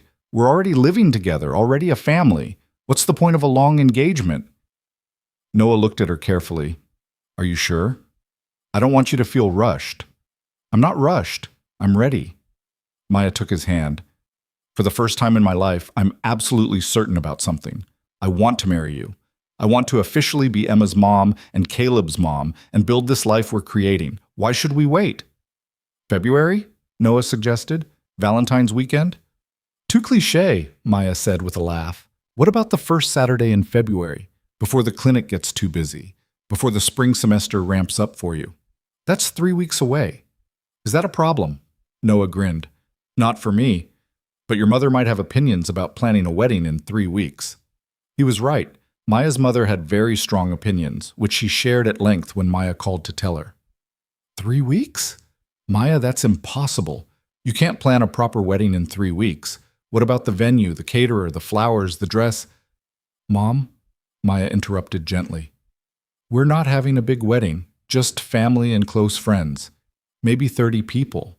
We'll do it at the house, in the backyard, simple and small. In February? In Ohio? It'll be freezing. Then we'll set up heaters. Mom, I don't need a big fancy wedding. I just want to marry Noah and celebrate with the people we love. There was a long pause. You're really sure about this? About him? More sure than I've ever been about anything, her mother sighed. Then I suppose I should start looking at mother of the bride dresses. 3 weeks. Honestly, Maya. But despite the complaints, Maya could hear the smile in her mother's voice. She was coming around, slowly but surely. The next 3 weeks were a beautiful blur. Dr. Simons insisted on hosting a shower for Maya at the clinic, where the staff gave her everything from kitchen appliances to marriage advice. Lisa pulled her aside during the celebration with unexpected tears in her eyes. I just want you to know, Lisa said, watching you rebuild yourself these past 6 months has been inspiring. You came in here broken, and you refused to stay that way. That takes real courage. I had help, Maya said. All of you believed in me when I couldn't believe in myself. That's what family does, Lisa replied. And we are family here. Don't forget that. Maya's mother threw herself into wedding planning with surprising enthusiasm, taking charge of flowers and food, while Emma and Caleb appointed themselves official wedding assistants. They made decorations, practiced walking down the makeshift aisle in the living room, and debated the merits of chocolate versus vanilla cake with the seriousness of Supreme Court justices. I think we should have both, Emma declared. That way everyone's happy. That's very diplomatic of you, Noah said, ruffling her hair. I'm going to be a diplomat when I grow up, Emma announced, or a paleontologist, or maybe both. You can be anything you want, Maya told her, and meant it with her whole heart. The night before the wedding, Maya's mother knocked on the bedroom door. Maya was sitting on the bed in pajamas, looking at her wedding dress hanging on the closet door. It was simple, elegant, nothing like the elaborate gown she'd once imagined for a wedding that never happened with Marcus. Can I come in? Her mother asked. Of course. Her mother sat down beside her, and for a moment they just looked at the dress together. I owe you an apology, her mother said finally. Maya turned to her in surprise. For what? For not seeing what was happening with Marcus. For not recognizing that he was hurting you.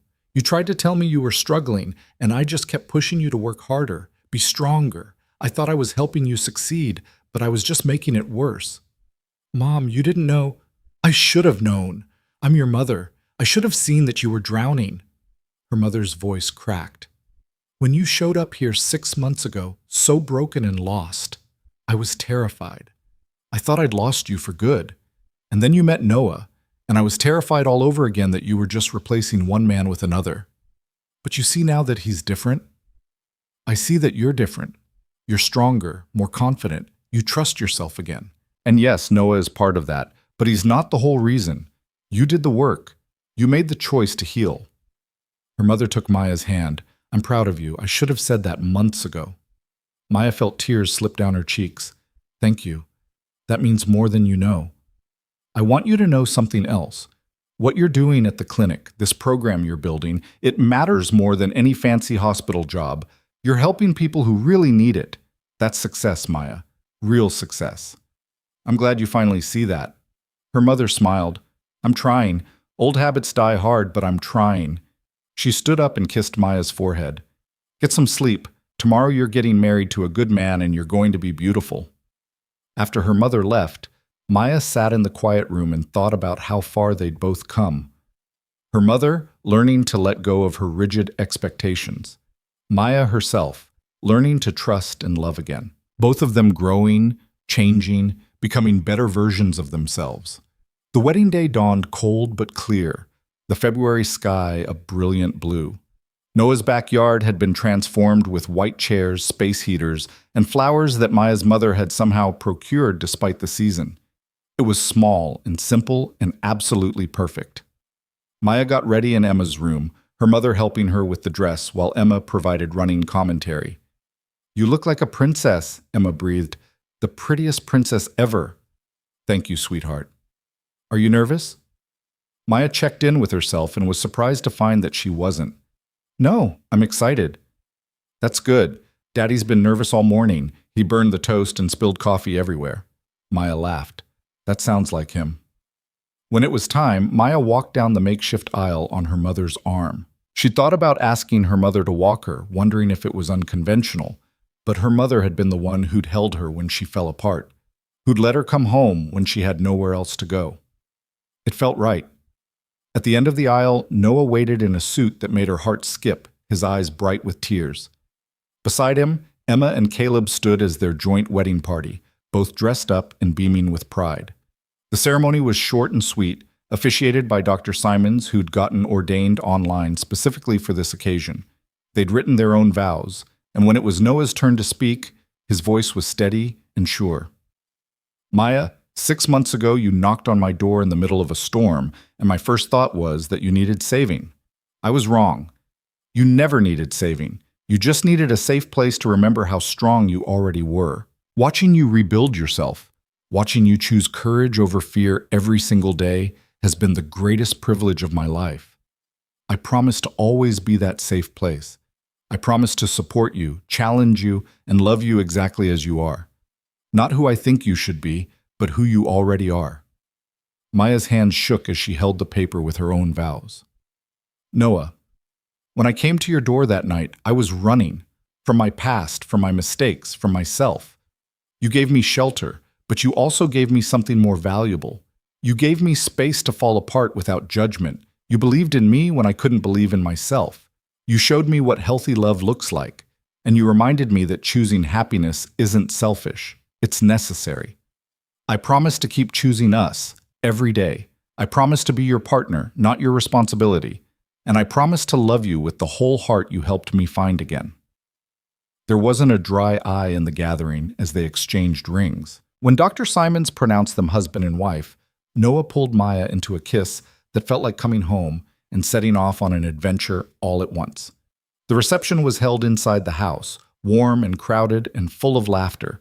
Lisa had made a playlist that somehow included everything from classical music to dinosaur-themed kids' songs. Dr. Porter gave a toast that was equal parts heartfelt and embarrassing. Emma and Caleb ran around with the other children, high on cake and excitement. Maya's mother pulled her aside during the dancing. "I never thought I'd say this, but I'm glad you didn't end up at Chicago General. This life you're building, it suits you. You're happy in a way I've never seen before." "I am," Maya agreed.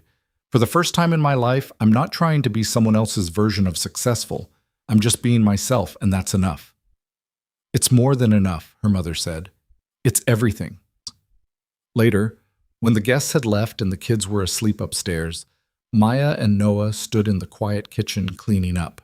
It was domestic and ordinary and absolutely perfect. "How does it feel to be Mrs. Carter?" Noah asked, wrapping his arms around her from behind. "Right," Maya said simply. "It feels right." "Any regrets?" "Not a single one." She turned in his arms to face him. "I spent so long being afraid that choosing you meant giving up part of myself, but being with you doesn't make me smaller. It makes me bigger, braver, more myself." "Good," Noah said, kissing her softly. "Because you're stuck with me now. And you're stuck with me. Best decision I ever made." The months that followed settled into a beautiful rhythm. Maya's expanded clinic program received grant funding and became a cornerstone of the community. She hired 2 more doctors and a team of nurses, creating comprehensive care for families who'd never had consistent medical access. The Saturday clinics were packed every week, and Maya found herself doing exactly the work she'd always been meant to do. One Saturday morning, 3 months after the wedding, a young woman came in with her infant daughter. The baby was clearly sick, struggling to breathe, and the mother was on the verge of panic. "She's been like this for 2 days, the mother said. "I didn't know what to do. I can't afford the emergency room." Maya's old instinct would have been to freeze, to second-guess every diagnosis, to panic. Instead, She felt that familiar calm settle over her as her training kicked in. "Let's take a look," she said gently, examining the baby with practiced efficiency. The symptoms pointed to RSV, a respiratory virus that could be dangerous in infants, but was manageable with proper care. "I'm going to be honest with you," Maya told the mother. "Your daughter needs to go to the hospital. This is beyond what we can treat here. But I'm going to call ahead, make sure they're ready for you, and I'll follow up to make sure you're getting the care you need." The mother's eyes filled with tears. "I can't afford. There are programs that can help. I'll connect you with our social worker before you leave, but right now your daughter needs oxygen and monitoring, okay?" The mother nodded, trusting Maya completely. And that trust, that absolute faith that Maya knew what she was doing, felt like redemption. After the mother left for the hospital with a referral and a plan, Dr. Simons appeared at Maya's elbow. "That was textbook," she said. "Clear diagnosis, appropriate escalation of care, compassion without condescension. You've come a long way." "I had good teachers," Maya said, "and I finally stopped fighting against myself." "You know what I see when I look at you now?" Dr. Simons asked. "I see a doctor who trusts her instincts, who isn't afraid to ask for help when she needs it, but who also knows when to stand firm in her decisions. That's the kind of doctor who saves lives." Maya felt tears prick at her eyes. A year ago, she would have dismissed the praise, minimized her abilities, let self-doubt consume any compliment. Now she just said, "Thank you. That means a lot." That evening, the hospital called to update her. The baby was stable, responding well to treatment, and would be discharged in a few days. The mother had asked the nurse to specifically thank Dr. Thompson for catching the problem and getting them help so quickly. Maya hung up the phone and found Noah watching her from the doorway. "Good news?" he asked. "The best kind. I helped someone today, really helped them." "You help people every day." "I know, but today I did it without doubting myself, without that voice in my head telling me I was wrong or missing something or not good enough." She walked over to him. "I think I'm finally healed. Really, truly healed." Noah pulled her close. "You were never broken. You were just hurt. There's a difference." "I know that now." Spring arrived with a burst of color and warmth, transforming Noah's backyard into a garden that the kids insisted on turning into a dinosaur habitat. They set up plastic dinosaurs among the flowers, created elaborate scenarios, and spent hours playing together. Watching them through the kitchen window one afternoon, Maya marveled at how seamlessly they'd become a family. Caleb and Emma fought like siblings, played like best friends, and looked out for each other with fierce loyalty. They'd started calling her Mom, naturally, without prompting, and every time Maya heard it, her heart expanded a little more. "Penny for your thoughts?" Noah asked, coming up behind her. "Just thinking about how different life is from a year ago." "Better different?" "So much better it's almost scary." She turned to face him. "I keep waiting for the other shoe to drop, for something to go wrong." "Nothing's going to go wrong," Noah said firmly. "We built something solid here. It's not perfect, but it's real, and it's ours." "I know, I just sometimes can't believe this is my life. That I get to wake up next to you every morning, do work I love, raise these amazing kids. It feels too good to be true." "That's because you spent so long in a situation that was too bad to be true. This is what normal looks like, what healthy looks like." He kissed her forehead. "And you deserve all of it." In May, Maya received an unexpected email. It was from one of the residents at Chicago General, one of the women who'd come forward about Marcus. "Dear Dr. Thompson, I hope this email finds you well. I wanted to reach out because you should know what your story meant to those of us who finally spoke up. When we heard that you'd left because of Dr. Reed's behavior, it gave us the courage to come forward ourselves. Because of you, he can't hurt anyone else. Because of you, the program is implementing new safeguards to protect residents from harassment and manipulation. I know you didn't file a formal complaint, but your experience mattered. It helped us save ourselves and others. Thank you for surviving. Thank you for not letting him destroy you. You're an inspiration to all of us." Maya read the email 3 times, tears streaming down her face. She'd spent so long feeling guilty that she hadn't been the one to stop Marcus, hadn't been brave enough to report him. But she'd been brave in a different way. She'd survived. she'd rebuilt. And her survival had given other women the courage to speak up. She showed the email to her therapist at their next session. "How does it make you feel?" Dr. Williams asked. "Validated," Maya said. "Like what happened to me mattered. Like my pain served a purpose." "Your pain always mattered," Dr. Williams said gently. "But I'm glad you're finding meaning in it. That's part of healing, not just moving past trauma, but integrating it into your story in a way that feels empowering rather than defeating." "I don't think I'm just surviving anymore," Maya said. "I think I'm actually thriving." "What's the difference?" Maya thought about it. Surviving was getting through each day without falling apart. Thriving is waking up excited about what the day holds. It's building something meaningful. It's loving without fear. It's trusting myself again. "And do you trust yourself?" "Yes," Maya said without hesitation. "I really do." That summer, the clinic celebrated its first anniversary of the Saturday program. They'd seen over 800 families, provided thousands of dollars in free care, and made a measurable difference in the community's health outcomes. Local news came to do a story, and Maya found herself being interviewed about the program's success. "What inspired you to create this program?" the reporter asked. Maya thought about how to answer. She could give the professional response, talk about healthcare access and community needs, but instead, she told the truth. "I created this program because I understand what it's like to need help and not know where to find it.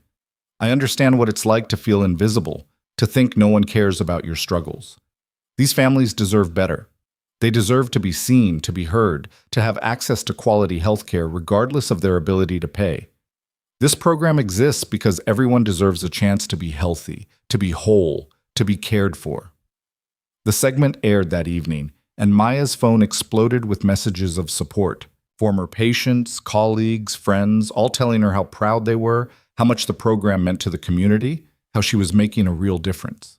But the message that meant the most came from an unexpected source. An email from Dr. Simons with the subject line, "I knew you could do it." "Maya, when you first came to me 6 months ago, I saw a brilliant doctor who'd lost her way. I'm so glad you found it again. What you've built here goes beyond medicine. You've created a community, a support system, a beacon of hope for families who'd given up on the healthcare system. That's not just good medicine, that's transformative medicine. I couldn't be prouder to call you my colleague and my friend. With admiration and respect, Catherine." Maya printed the email and hung it in her office, a reminder of how far she'd come and what she'd accomplished. That night, lying in bed beside Noah, she reflected on the past year. The knock on his door during that storm felt like a lifetime ago. That broken, desperate woman seemed like a stranger now. "What are you thinking about?" Noah asked, pulling her closer. "Just how much has changed, how much I've changed." "All good changes?" "All good changes," Maya confirmed. "I'm not who I was when I showed up here. I'm stronger, braver, more confident. I trust myself again. I trust us." "I'm glad," Noah said. "Because I need to tell you something." Maya's heart skipped. "What?" "I want another kid." Maya sat up in surprise. "What?" "Not right away," Noah said quickly. "But eventually.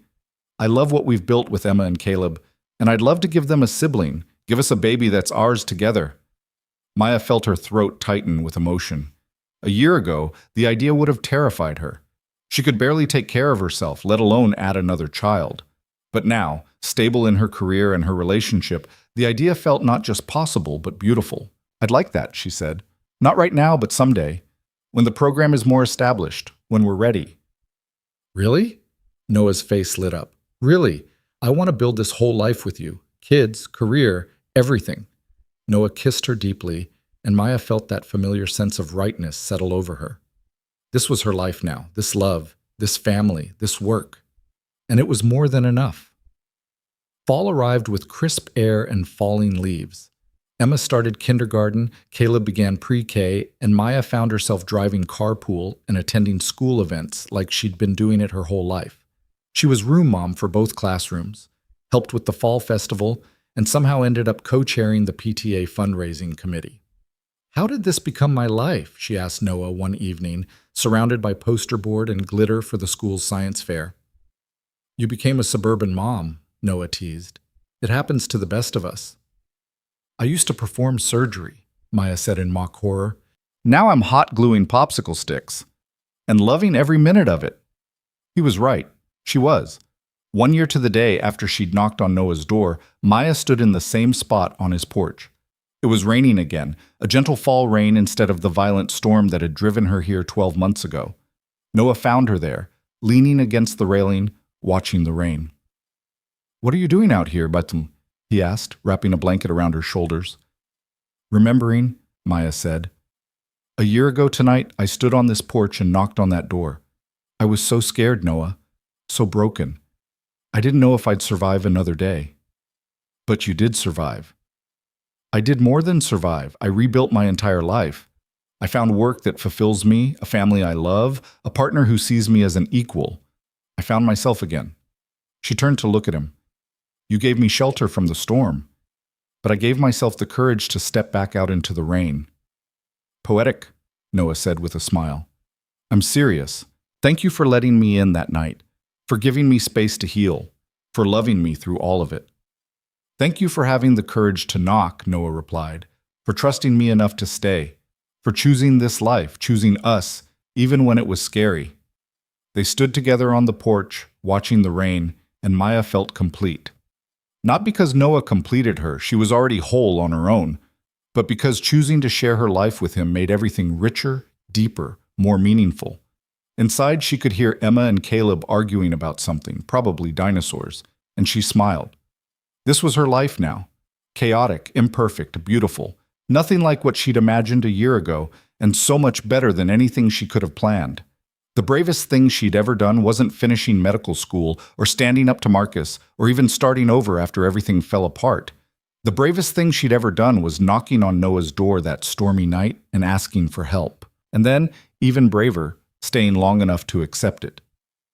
6 months later, on a bright spring morning, Maya sat in her office at the clinic reviewing patient files when Dr. Simons knocked on her door. "Got a minute?" "Always," Maya said, gesturing for her to sit. "I have news. The board approved funding for a second Saturday clinic location. We're expanding to the east side of town." Maya's jaw dropped. "Are you serious?" "Completely. And they want you to oversee both locations. You'd be Director of Community Outreach Medicine." Director. A title Maya had never imagined wanting, doing work she'd never imagined would fulfill her so completely. "What do you say?" Dr. Simons asked. Maya thought about Chicago General, about the prestigious residency she'd walked away from, about the career path she'd once thought defined success. None of it had made her as happy as this work, these patients, this community. "I say yes," Maya said firmly. "Absolutely yes." That evening, she came home to find Noah in the kitchen making dinner while helping both kids with homework. The scene was so beautifully ordinary that it made her heart ache. "I have news," she announced. "Good news?" Noah asked. "The best news. They're expanding the Saturday program and making me Director of Community Outreach Medicine." Noah abandoned the stove and pulled her into a spinning hug. "That's incredible. I'm so proud of you." "What's a director?" Emma asked. "It means your mom is in charge of helping lots of people stay healthy," Noah explained. "Mom's already in charge of everything," Emma said matter-of-factly. "This just makes it official." Maya laughed, pulling both kids into the hug. "I couldn't do any of this without you guys. You know that, right? You're my reason for everything." "We know," Caleb said, sounding wise beyond his 5 years. "You tell us all the time." That night, after the kids were asleep, Maya and Noah sat on their back porch, the same spot where they'd had so many important conversations over the past 18 months. "I want to tell you something," Maya said, "and I need you to really hear me." "Okay," Noah said, turning to give her his full attention. "When I came here, I thought I needed you to save me, to fix me, to make me whole again. But that's not what happened." She took his hand. "You gave me a safe place to save myself. You believed in me when I couldn't believe in myself. You loved me without trying to change me, and that made all the difference." "You did the hard work," Noah said. "I just held space for you." "You did more than that. You showed me what healthy love looks like, what partnership means, what it's like to be seen and valued for who I really am, not who someone wants me to be." She squeezed his hand. I'm not the woman who knocked on your door that night. I'm better, stronger, more myself than I've ever been. And I'm so grateful that you loved both versions of me, the broken one and the healed one. I'll love every version of you, Noah said simply. That's what this is. That's what we are. Maya leaned her head on his shoulder, feeling the steady beat of his heart, the warmth of his presence, the absolute certainty that this was where she belonged. The storm that had brought her to his door hadn't destroyed her life. It had redirected it. It had brought her to exactly where she needed to be, doing exactly what she was meant to do, with exactly who she was meant to love. And the bravest thing she'd ever done wasn't knocking on that door in the rain. It was staying. Long enough to heal, long enough to trust, long enough to believe she was worthy of love, of happiness, of a life built on her own terms. She was Dr. Maya Thompson Carter now, wife, mother, director, healer. Not in spite of what had happened to her, but because of it. She'd taken her pain and transformed it into purpose. She'd taken her broken pieces and built something beautiful. And every morning when she woke up beside Noah, when she heard the kids laughing downstairs, when she walked into the clinic and saw the families waiting for her care, she knew with absolute certainty that she'd made the right choice. Not the easy choice, not the prestigious choice, but the right choice. The choice to stay, the choice to heal, the choice to build a life that was authentically, beautifully, imperfectly hers. And it was more than enough. It was everything.